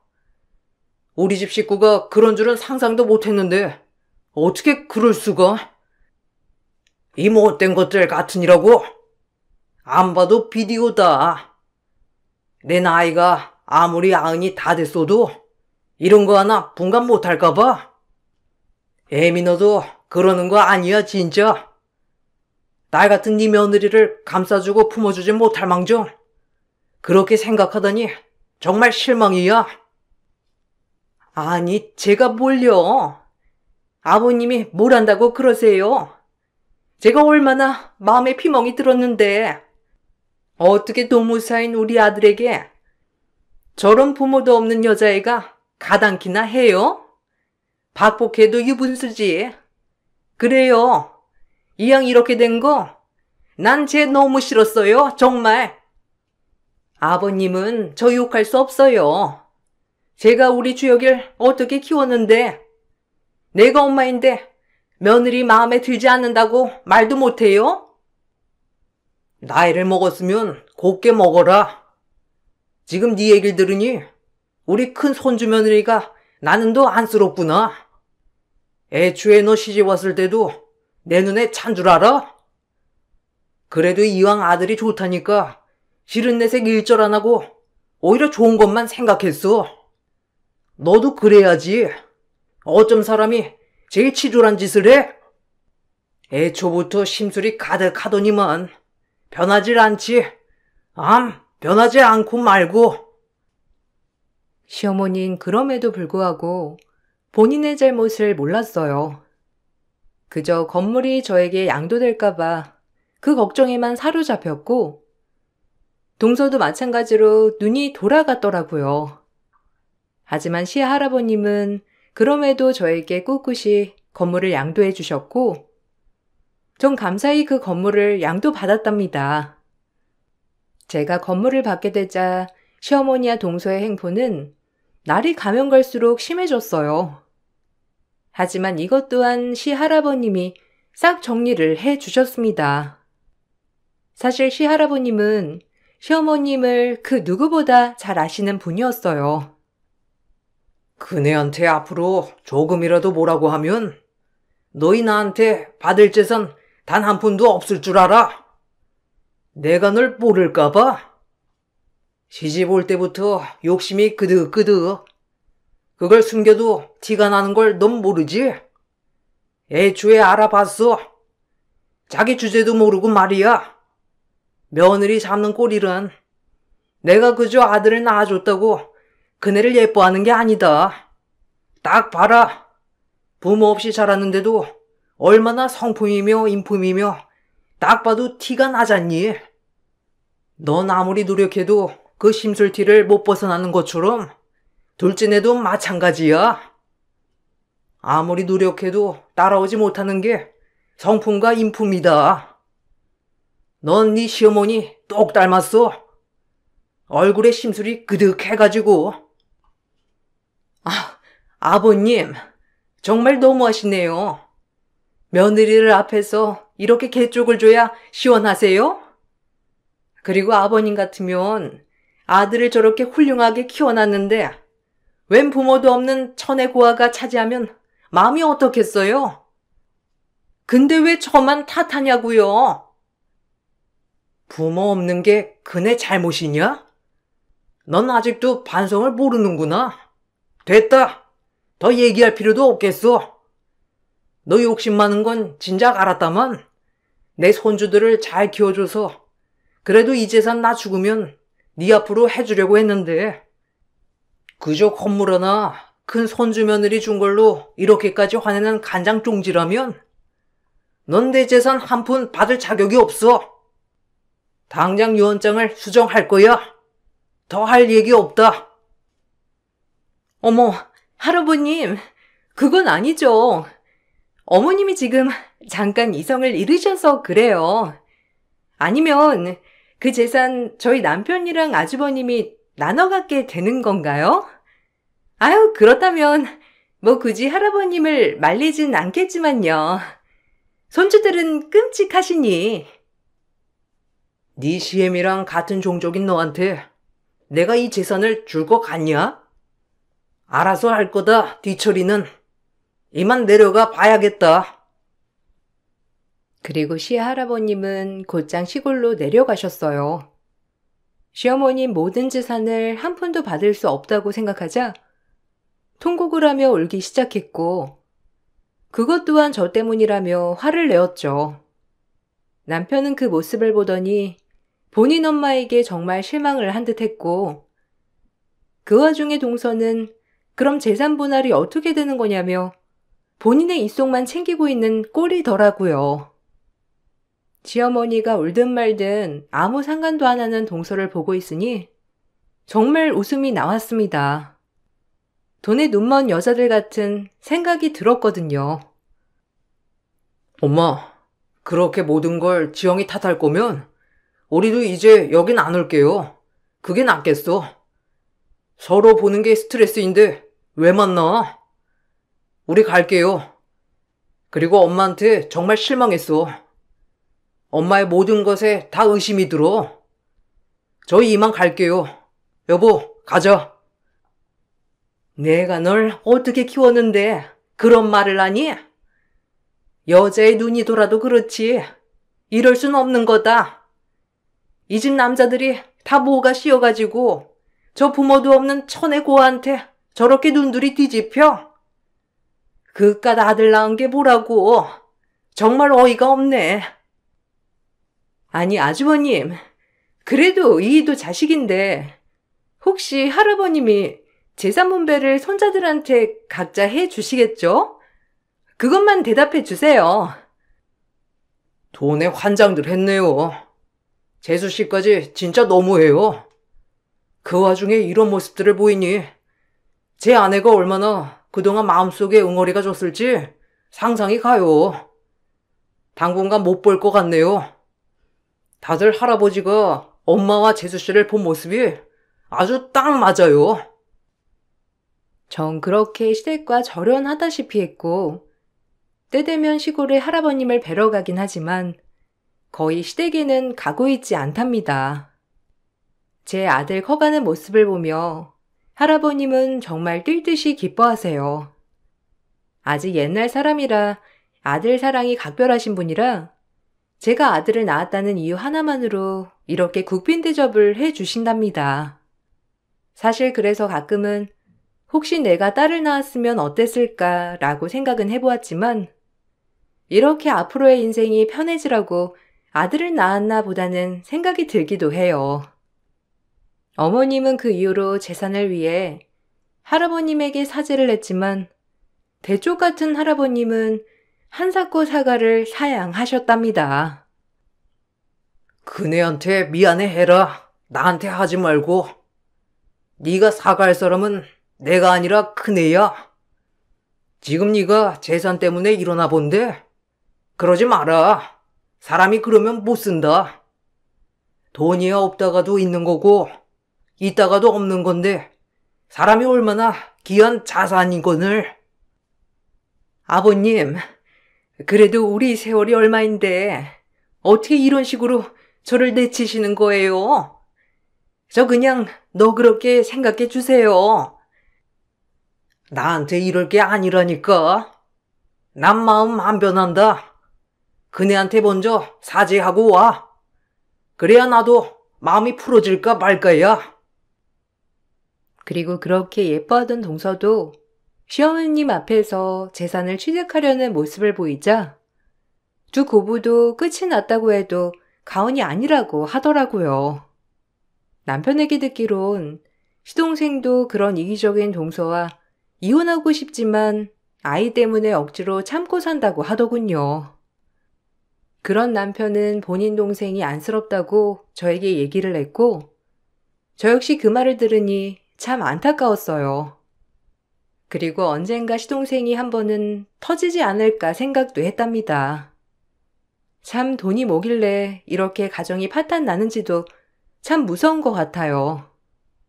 할아버님이 어머님을 받아주지 않자 어머님은 저에게 미안하다고 한번 만나자고 했지만 제 마음의 상처가 아물지를 않아서 만남을 꺼리고 있답니다.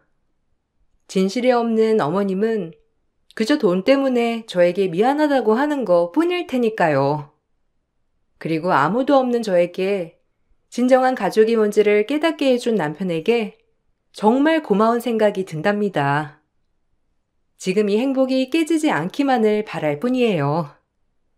여러분, 제 외로웠던 인생 앞으로 행복할 거라고 꼭 응원해 주시면 감사하겠습니다. 그럼 여기서 글을 마쳐볼게요. 늘 행복하세요. 안녕하세요. 언제 어디서나 좋은 생각은 좋은 행동을 불러온다고 생각하고 살고 있는 여성이에요. 오늘은 늘 듣기만 하다 특별히 제 이야기를 한번 해볼까 해요. 제 인생은 평범했어요. 그냥 홍기가 차서 그때 만나고 있던 지금의 남편과 결혼을 했고, 결혼을 하고 보니 시어른들도 굉장히 좋으신 분들이라 굴곡 없는 삶을 살아왔죠. 그리고 그때가 제 인생의 전성기였는지 하고 있는 것들이 모두 잘 되었답니다. 친정은 제가 어렸을 때부터 가구 공장을 했었기 때문에 전 미술을 전공하여 친정 부모님을 도와 가구 디자인을 하고 있었거든요. 작게 하던 공장이 저의 성취욕으로 인해 점점 확장되어 갔었죠. 너 덕분에 매출이 엄청 올랐어. 고맙다. 이 가구 공장 네 아빠랑 나이 들면 서서히 접어야지 했는데 네가 가업을 잇는다고 하니 얼마나 좋았는데. 사실 네 아빠가 엄청 아끼던 공장이잖아. 그리고 네가 사업수완이 오죽 좋아? 에이, 엄마 아빠가 터를 잘 마련해놨지. 난 그냥 거기에 수저만 얹은 거고. 그래도 잘 되고 있으니까 내가 더 고마워. 엄마 아빠가 뒤에서 좀 뒷받침해줬어? 아마 이렇게 조건 좋게 사업을 시작하는 사람도 없을 거야. 엄마 아빠 고마워요. 결혼은 했지만 사실상 제 사업이었기 때문에 친정으로 왔다 갔다 하면서 일을 했어요. 결혼을 했지만 일 욕심이 굉장히 많았었기 때문에 늘 바쁜 나날을 보내고 있었고, 그런 저를 시댁과 남편은 오히려 응원해주며 용기를 주었답니다. 평범한 직장인인 남편은 사업을 하는 저를 뒷받침해주는 그런 현명한 남편이었고, 시댁 또한 저에게 부담을 주지 않았어요. 엄마, 이 사람 가구 공장 매출이 작년에 비해 엄청 올랐대요. 진짜 사업수완 대단하지 않아요? 어머님 아버님도 열심히 하셨긴 했는데 그래도 당신이 진짜 사업가 체질인 것 같아. 아마 난 절대 못할 거야. 안정적인 게 제일 좋거든. 우리 큰며느리가 똑소리 나잖니. 그리고 넌 안정적인 걸 좋아하고 오히려 대비 효과 때문에 더 잘 맞는 거란다. 그러게요. 그 말이 맞는 것 같아요. 당신은 안정적, 나는 성취형. 그러니까 우리가 잘 맞는 거지. 나도 자기가 대단하거든. 아쉬울 거 없는 삶이었고 탄탄대로의 삶이었어요. 남편에겐 남동생이 하나 있었는데 형제 간의 우애도 굉장히 좋았을 뿐만 아니라 저와 동서 간의 사이도 각별했습니다. 항상 바쁜 저 대신에 동서가 늘 이 집안의 대소사를 챙겼거든요. 큰며느리로서 항상 집안을 못 돌본다는 죄책감도 있었지만 동서가 정말 잘해주었기도 했고 시어른들도 바쁜 저에게 전혀 부담을 주시지 않았기 때문에 제가 사업에만 몰두할 수 있었던 계기도 되었던 거예요. 모두 다 고마운 사람들 뿐이었어요. 동서, 미안해. 내가 진짜 동서 볼 면목이 없다. 설거지는 내가 다 할 테니까 푹 쉬어. 이 많은 음식 하느라 힘들었지? 내가 그래도 집에서 전이나 이런 것들 해온다고 해온 건데. 아휴, 동서가 한 거에 비하면 세 발의 피네. 미안해. 아니에요. 형님이 오죽 바쁘신 분이겠어요? 저 다 이해해요. 제가 워킹맘들을 얼마나 존경하는데요.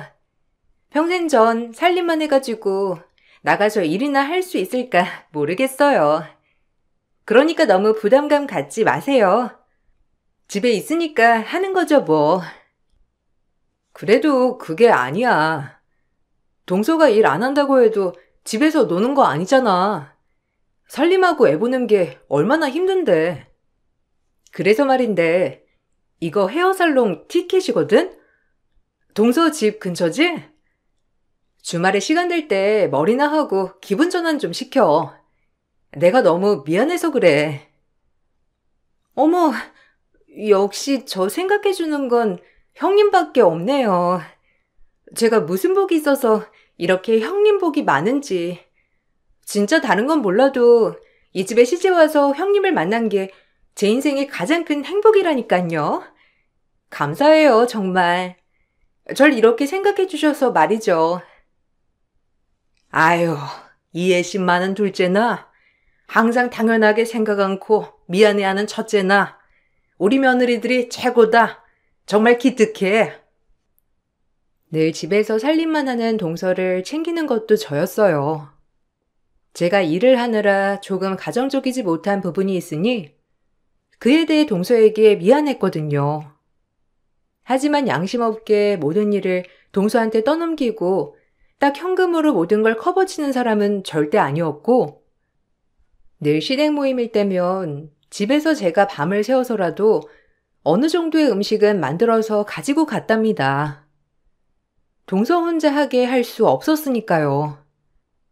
그런 모습 때문에 시어머님은 저를 더 예뻐하셨던 것 같아요. 모든 노력하는 모습을 제일 중요시 여기는 분이었거든요. 아유, 너는 일도 하면서 뭘 이런 걸 만들어 와. 나랑 둘째랑 하면 되는데.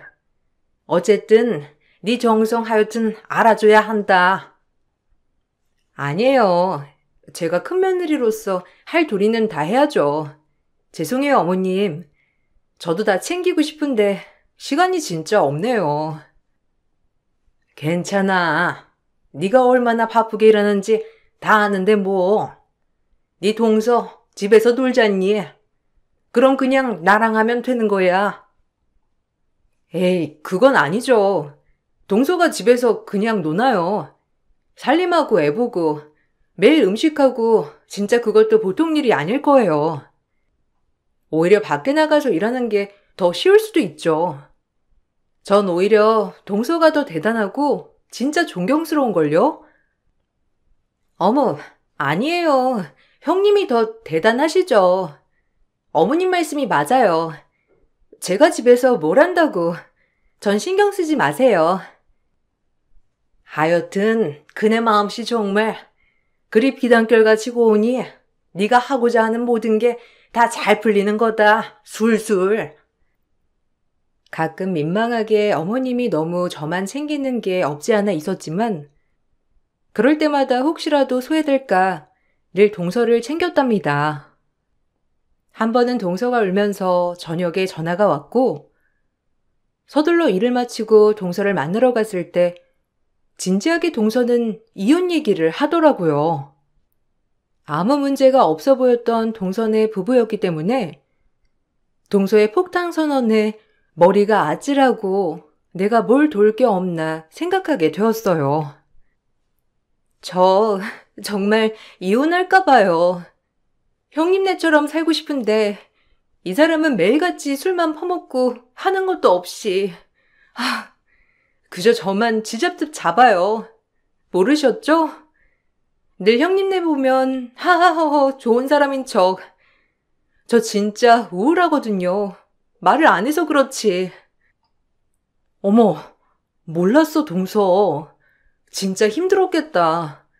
서방님 그럼 일을 아예 안 하시는 거야? 그때 일 간뒀다고는 들었는데. 네, 그때부터 지금까지 일도 안 하고 매일 술만 퍼마셔요. 저 진짜 살고 싶은 낙도 없고 애들만 아니면 끝내고 싶어요.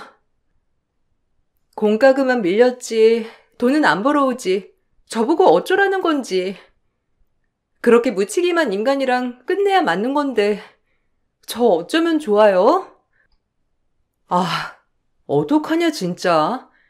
내가 뭘 어떻게 해줄까 동서? 서방님이 내가 뭐 얘기한다고 듣겠어? 일단 오늘 나한테 다 털어놔봐. 일단은 생활비가 가장 큰 문제예요. 돈이 없으니 예민해지고 그러니까 자꾸 싸우게 되고요. 진짜 미치겠어요. 그래, 그렇겠지. 진짜 안타깝다. 동서 그만 울어. 내가 다 마음 아프려고 해. 우리 이 위기 어떻게든 헤쳐나가 봐야지. 하염없이 우는 동서 때문에 마음이 너무 안 좋았어요. 그리고 일단 가장 근본적인 것부터 해결해야 한다고 생각이 들었습니다. 현재로서 생활고를 겪고 있는 동선이었기 때문에 일단 제가 일하는 가구 공장에 서방님을 취직시키기로 마음을 먹었어요. 그리고 일단 동선에 가장 필요한 현금을 먼저 주었답니다. 제가 주기에도 어느 정도 큰 금액이었고 친동생네 부부를 도와준다고 생각하니 아까울 게 없었어요. 동선은 그 현금을 보면서 연신 눈물을 흘리면서 고맙다고 고개를 떨구었어요. 어머, 형님, 이렇게 큰 돈을 계좌로 싸주시다니 진짜 감사해요. 제가 어떤 말을 해야 할지 모르겠네요. 아니야, 내 동생 도와준다고 생각하면 아까울 게 없지. 그리고 서방님이나 동서나 남도 아니고 가족이잖아. 일단 밀린 공과금이랑 애들 학원비에 보탰어. 그동안 얼마나 마음이 안 좋았어. 내가 다 미안하다. 난 그런 것도 몰랐잖아. 감사합니다. 이러려고 말씀드린 건 아닌데 제가 몸둘 바를 모르겠어요. 형님한텐 참 갚아야 할 게 많네요, 정말. 그리고 혹시 서방님 우리 가구 공장에 취직시키면 어떨까? 해보지 않은 일이라 좀 힘들 순 있겠는데 그래도 당장에 동선의 생활비라도 벌어야 할 거 아니야. 취직이 쉬운 것도 아니고. 어때?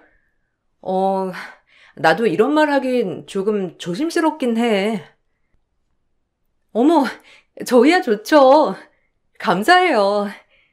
사실 애 학원비에 지금 들어갈 돈이 한두 푼이 아닌데 마냥 놀고만 있으니 제 마음이 조급해져서 그만.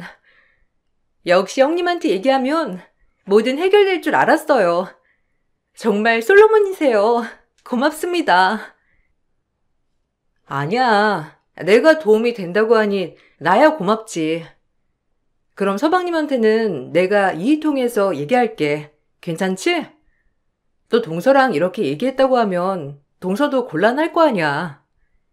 일단 이렇게 말 맞추고 시작하지 뭐. 너무 상심해 마. 그래도 태생이 성실하신 분인 거 우리 잘 알잖아. 서방님도 잠깐의 방황일 뿐이야. 우리가 조금은 이해해보자. 동서 힘들지? 힘내. 그렇게 시동생은 제 가구 공장에서 일을 하게 되었고 사실상 전공이 아니다 보니 썩 잘하진 않았지만 그래도 형을 생각해서 성실하게 일을 하더라고요. 그렇게 그 집의 불안은 일단락되었습니다. 서방님이 돈을 가져다 주니 언제 그러냐는 듯 동서는 노후를 벗어났어요. 그리고 같이 일하면 오히려 좋을 것 같았지만 제가 생각했던 방향대로 흘러가지 않았어요. 저에게 늘 고마워하고 저를 잘 따랐던 동서는 뭐가 그렇게 마음에 안 드는 것 투성인지 저에게 늘 불만만을 말했거든요. 형님, 이런 부탁해서 죄송한데 그래도 이해가 형님 시동생인데 회사에서 직책은 있어야 하지 않겠어요? 직책? 우린 직책 같은 거 없어. 엄마 아빠도 그냥 직원들이랑 같이 대등하게 일하시는걸? 왜 직책이 필요해? 그래도 가우가 안 살잖아요. 명색이 시동생인데. 그냥 직책 하나 만들어주시면 안 돼요? 그래야 직원 관리하기도 편할 것 같은데. 형님이 이제 대표니까 그런 것쯤은 해줄 수 있지 않나요? 형님, 제가 존경하는 거 아시잖아요. 제발요. 미안. 아무리 대표라도 그런 건 마음대로 할 수가 없지. 동서 마음 무슨 마음인지는 알겠는데 곤란할 것 같아. 미안해. 뭐 어쩔 수 없죠.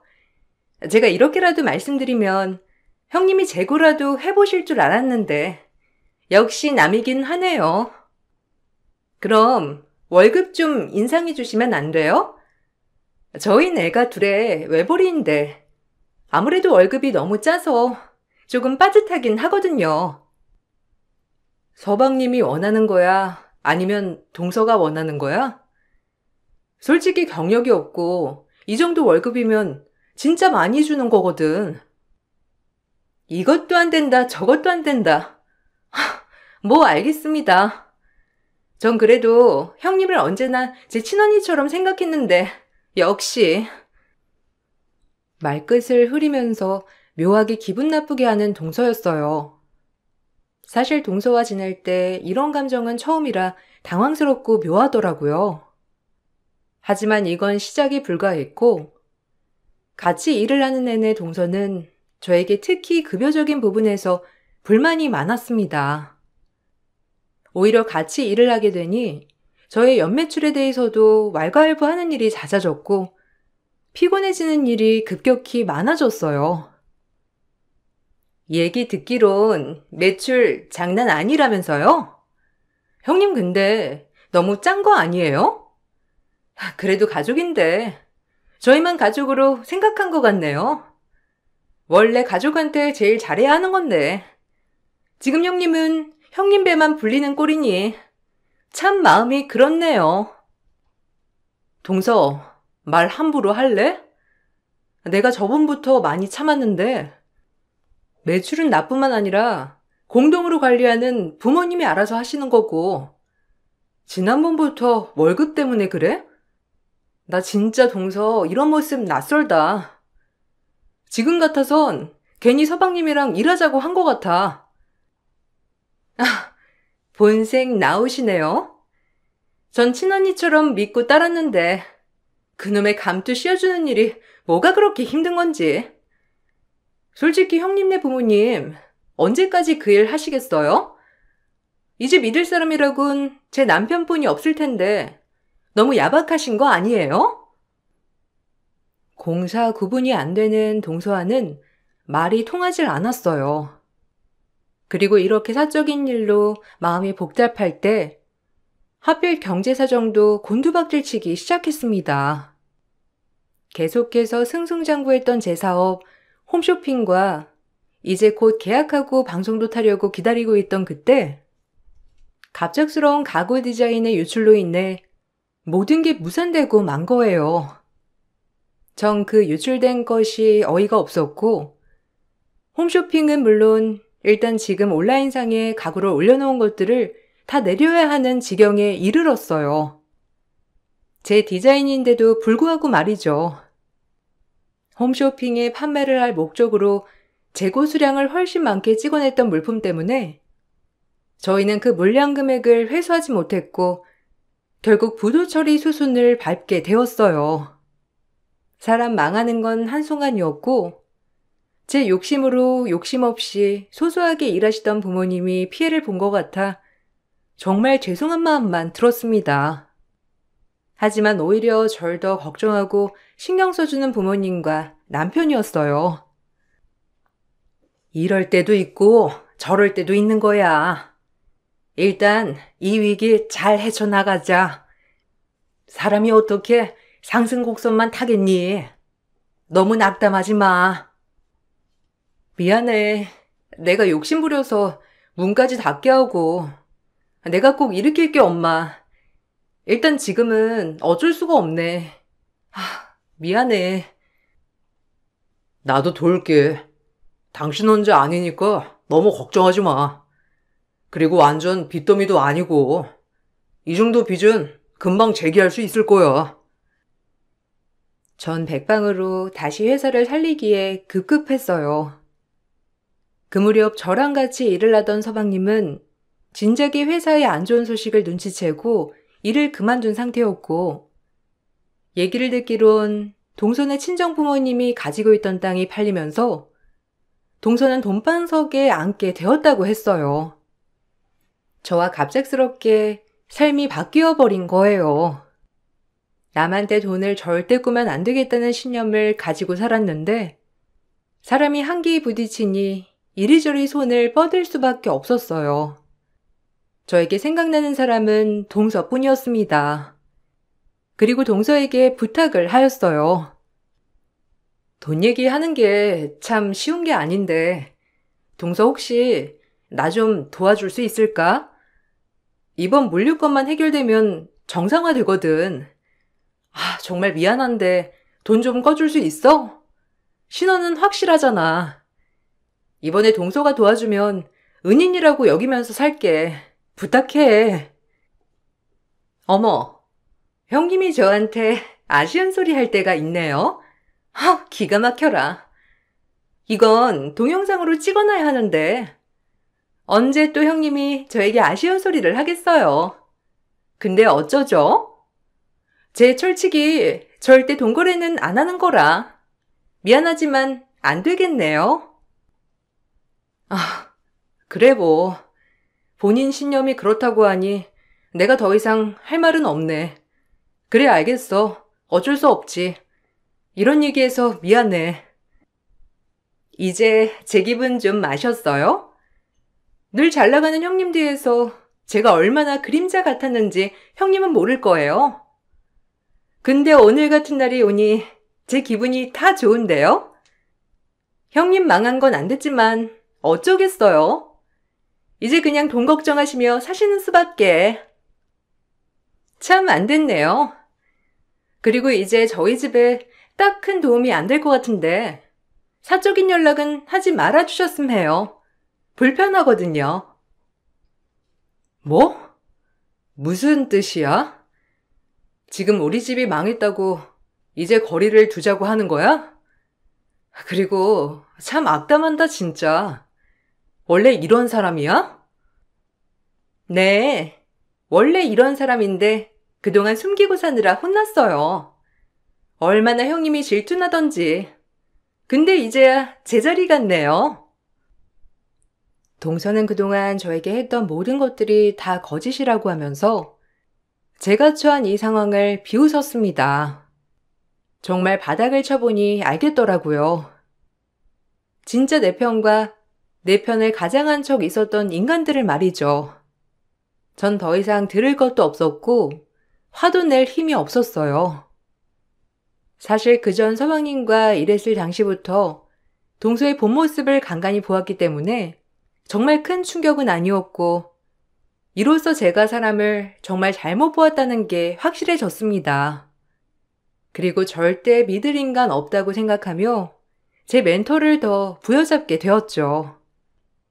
그 시간에 빨리 유출범을 잡아 모든 걸 제대로 돌려놔야겠다고 생각만 했습니다. 그리하여 2년이 흘렀고 완전 최악의 상황을 벗어나던 때였어요. 원수는 외나무 다리에서 만난다는 말이 정말 맞더군요. 우연히 집 근처에서 2년 동안 절 손절한 동선애를 마주치고 말았고 동서는 절 보자마자 화색이 돌더라고요. 보아하니 제 꼴이 지금 어떤 상태인지 정말 궁금해하는 얼굴이었어요. 어머, 형님 아니에요? 아니, 이 동네는 웬일이시래? 어머님한테 듣기론 아직도 그전보다 지지부진하다던데. 아, 그래? 뭐 마음대로 생각해. 나 동서 같은 사람이랑 별로 말 섞고 싶지 않거든. 그냥 모른 척 지나가 주라.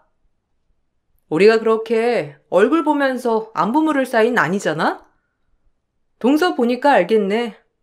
아직까지 살만한 거. 늘 죽상이더니 달라 보여. 그런가요? 이제야 제 인생, 제 전성기가 온 거죠. 형님만 잘 살라는 법 있나요? 원래 저같이 고급지게 생긴 사람은 다 생긴 대로 살게 되어 있어요. 이 동네에 저흰 이사 가려고 여기 매물 보러 온 거거든요. 형님, 여기 70평 구경만 해볼래요? 형님한텐 그림의 떡이지만 그래도 얼마나 과거가 그립겠어요. 저랑 같이 과거로 한번 떠나보실래요? 웃겨. 어디 집 보러 온 건데? 혹시 저기 동서가 가리킨 집 말하는 거야? 그럼 니들 여기 집주인 구경 한번 해볼래? 제 말에 빠르게 굳어지는 동서네 부부였어요. 서방님도 거의 동서편에 서서 저희를 등한시했기 때문에 사실상 저희 남편과도 연락을 하고 지내지 않은 지 꽤 오래 되었거든요. 그렇게 우애 좋았던 형제였는데 한순간에 이렇게 된 거죠.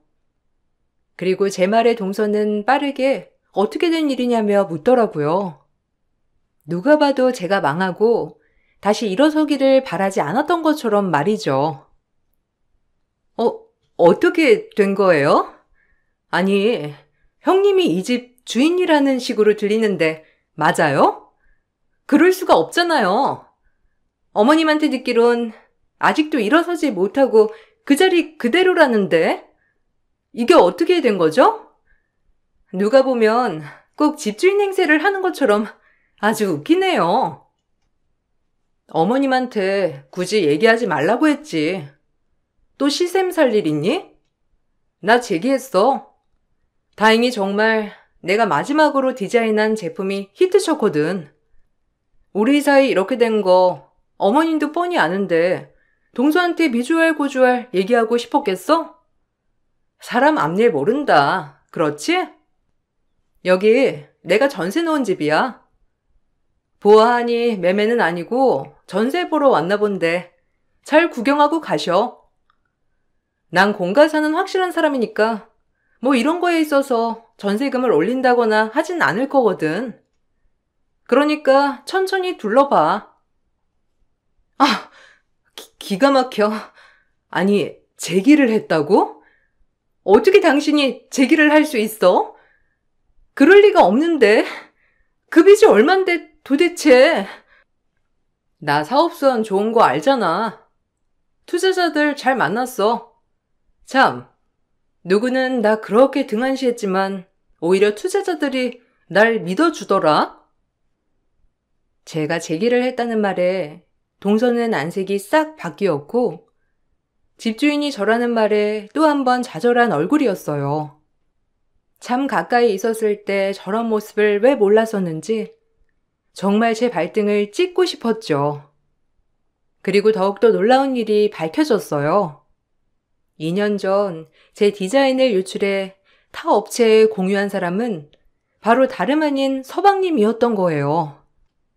중국으로 유출됐다, 어디 나라에 유출됐다 등 사실 디자인 유출을 한 사람은 잡기가 힘들다고 했지만 제 디자인을 판매한 사람이 술술 불더군요. 내부 소행일 거라고 확신했는데 서방님일 줄이야. 2년 동안 그 범인을 찾으려고 백방으로 노력했는데 이렇게 가까이 범인이 있을 줄은 정말 몰랐어요. 그리고 다시 한번 큰 충격에 휩싸였고 오히려 남보다 가족 간의 핏줄이 더 무섭다고 생각했어요. 서방님, 어떻게 된 거죠? 동서는 그렇다 치더라도 어떻게 서방님이... 진짜 사람 속은 모른다더니 놀랍네요. 은혜를 이런 식으로 갚아요? 난 서방님네 어려울 때 정말 안타까워서 최선을 다해 돕고 싶었는데 진짜 너무하네요. 이럴 수는 없어요. 죄송합니다. 제가 그땐 미쳤었나 봐요. 더 큰 돈이 눈앞에 있으니 보이는 게 없더라고요.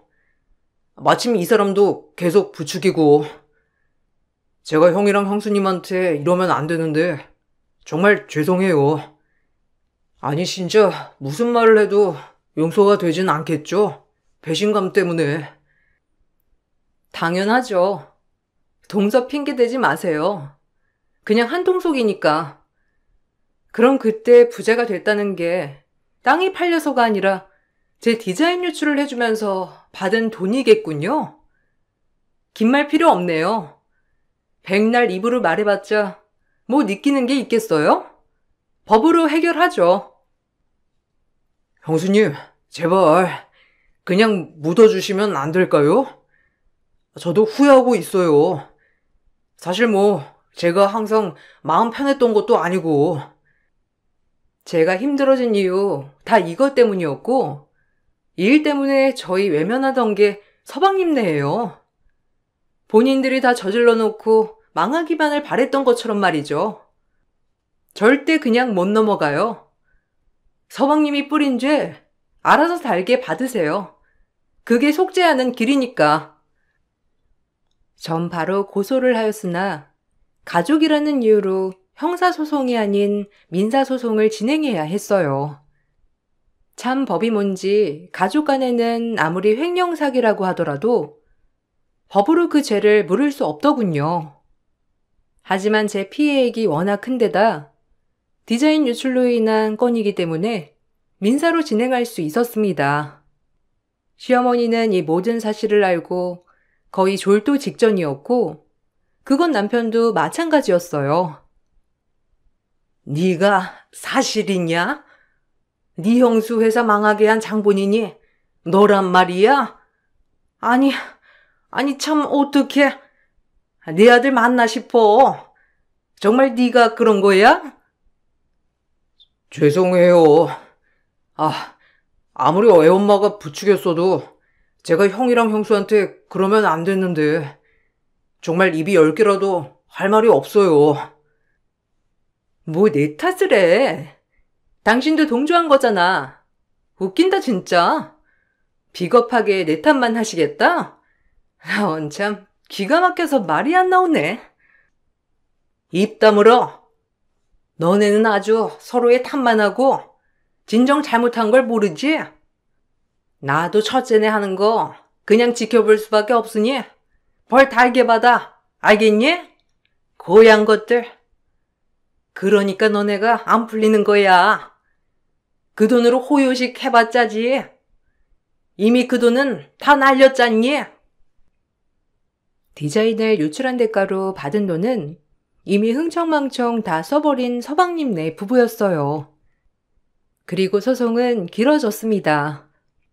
남이 아니라 형제 사건이라 그런지 제가 원하는 판결도 안 나왔고요. 그저 소에게 벌금만이 떨어졌어요. 제가 피해 입었던 것은 막대했지만요.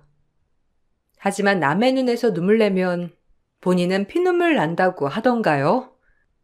법으로서 크게 벌을 받진 못했지만 동선에는 그나마 조금 남아있던 돈으로 큰 돈을 벌려다 막대한 사기를 당하고 말았고 결국 서방님은 빚쟁이들에게 쫓기는 신세가 되고 말았습니다. 그제야 동서는 아차했는지 절 찾아왔습니다. 아주 불쌍한 얼굴을 하고 저에게 동정심을 유발하려고 하더라고요.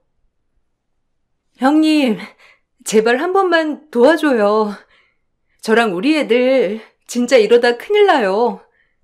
친정이 잘 사는 편도 아닌데다가 이도 지금 쫓기는 판국에 제가 어찌해야 할 도리가 없단 말이에요. 그동안 정말 죽을 죄를 지은 거 다 아니까 한 번만 도와주시면 안 될까요?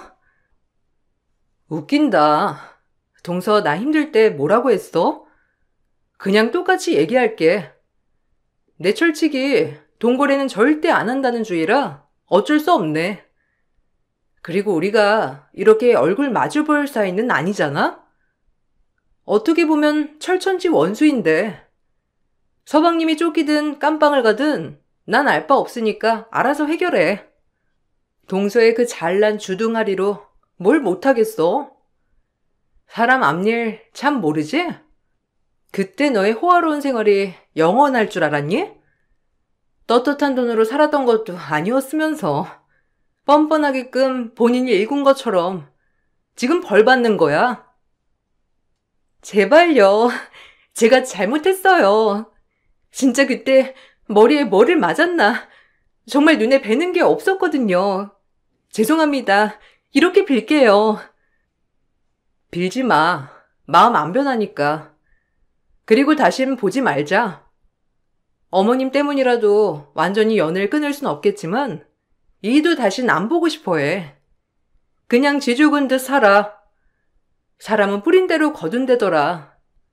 본인들이 남 아프게 한 만큼 거두는 거지. 그럼 이만 일어설게. 형님, 정말 제가 어떻게 하면 될까요? 죽으라면 죽는 신용이라도 할 테니까 조금이라도 도와주시면 안 될까요? 저에게 돈을 조금이라도 빌려달라고 한 동서였지만 전 단칼에 거절하였고 동서네는 그렇게 심각하게 힘들어졌어요. 하지만 사람 마음이라는 게 참 뭔지 같이 자식 키우는 입장에서 동선의 자식들이 눈에 밟혔어요. 부모를 잘못 만난 죄로 이렇게 어렵게 사는 것이 마음이 안 좋았거든요. 전 그렇게 남편과 상의 후 철저히 조카들을 위해 서방님의 가장 큰 빚을 조금 변제해 주었고 숨쉴 구멍은 만들어 주었습니다. 절대 화해의 제스처가 아닌 정말 조카들을 위해서 말이에요. 저 역시 이 돈을 갚으면서도 썩 유쾌하진 않았어요. 제가 성인고자가 아니니 정말 조카들만 생각하고 해준 것이었거든요. 정말 고맙다. 자식이 뭔지 네가 내린 결단을 존중하면서도 둘째내가 마음 아팠거든. 내가 너 볼 면목이 없어. 그렇게 너 힘들게 한 못된 것들인데 막상 저걸로 산다고 하니 내가 도와줄 형편은 안 되고 참 말도 못하고 끙끙댔거든. 아니에요. 서방님이랑 동서 보고 해준 게 아니라 저도 자식 키우는 입장에서 애들이 안 됐잖아요. 어머님이 신경 안 쓰셔도 돼요. 그리고 동서네랑 화해하겠다는 것도 아니고 저한텐 원수들인 건 변함없어요. 그러니까 저에게 고마워하시지 않아도 되세요. 고맙다. 나도 진짜 그 녀석만 생각하면 정말 이렇게 부글부글 끓는데 당신은 오죽했겠어. 내가 더 잘할게. 미안해. 그때만 생각하면 핏줄이고 나발이고 연을 확 끊고 싶다가도 저렇게 쫓기는 거 보면 참 마음이 정말 안 좋았거든. 면목 없어. 아니야, 나도 마찬가지야. 천성이 모질지 못해서 그 꼴은 보지 못하겠더라. 참, 나도 이런 내가 싫은데 어쩌겠어. 그 일이 있고 나서 동선에는 남은 빚을 갚기 위해 맞벌이를 하며 전전긍긍하고 살면서 저에게 조금씩 빚을 갚고 있답니다. 아직까지 매끄러운 사이는 아니지만 동서는 본인이 뭘 잘못했는 걸 깨달았는지 저를 보면 납작 엎드리기도 해요. 형님, 이거 제가 만든 전병인데 좀 드셔보세요. 제가 뭘 해드릴 건 없고 이런 것밖에 못 해드리네요. 드실 거죠? 아니, 됐어. 독을 탔을지 누가 알아? 동서 아수라 백작이잖아. 그 시커먼 속을 내가 또 어떻게 믿고 먹겠어. 이런 건 안 줘도 돼. 죄송합니다. 제가 면목이 없어요. 그래도 이렇게 저희 숨쉴 틈을 만들어주셨는데 뭐라도 해드려야 할 것 같고. 됐고, 그냥 열심히 일해서 빨리 갚아. 그리고 난 아직 동서 얼굴 껄끄럽거든. 이렇게 우리 오는 날 어머님네 안 왔으면 해. 네, 그러도록 할게요. 언젠가 형님이 마음 풀리시는 날 꼭 말씀해 주세요. 전 이제 정말 형님을 존경하고 모실 거거든요. 내가 그 말을 믿을 것 같아? 동서가 콩으로 매주를 쓴데도 절대 안 믿어. 나한테 동서는 이제 이 정도의 인간이야. 아직까지 껄끄러운 관계지만 그래도 차츰 지내려고 노력하고 있어요. 최대한 사람 마음에 상처 내고 싶지 않은데 그때 충격이 너무 커서 용서가 되질 않네요. 다행히 빨리 원상복구를 해서 지금 제 사업은 아직도 잘 되고 있지만 그때 일만 생각하면 동서네를 용서하기가 쉽지는 않아요. 그래도 전 제가 할 수 있는 한에 최선을 하고 있다고 생각합니다. 이번 일을 계기로 느끼는 점은 사람 믿지 말자. 그리고 남의 선의를 무조건적으로 받아들이지 말자예요. 또한 제가 이번 역경에서도 일어날 수 있었던 것은 아무래도 긍정적으로 계속 일을 부딪혀 나가다는 것도 있는 것 같아요. 모든 힘을 내서 앞으로 나아가면 못할 것이 없다는 것도 참 많이 배웠습니다. 언제쯤 동서네가 용서가 될진 모르겠지만 그래도 동서와 똑같은 사람이 되지 않았다는 것에 대한 마음도 있어서 조금 편한 것 같아요. 이 글을 쓰면서도 그때 일이 참 우프기도 하네요. 다시 한번 남을 믿지 말란 경각심을 가지면서 글을 마치겠습니다. 들어주셔서 감사해요.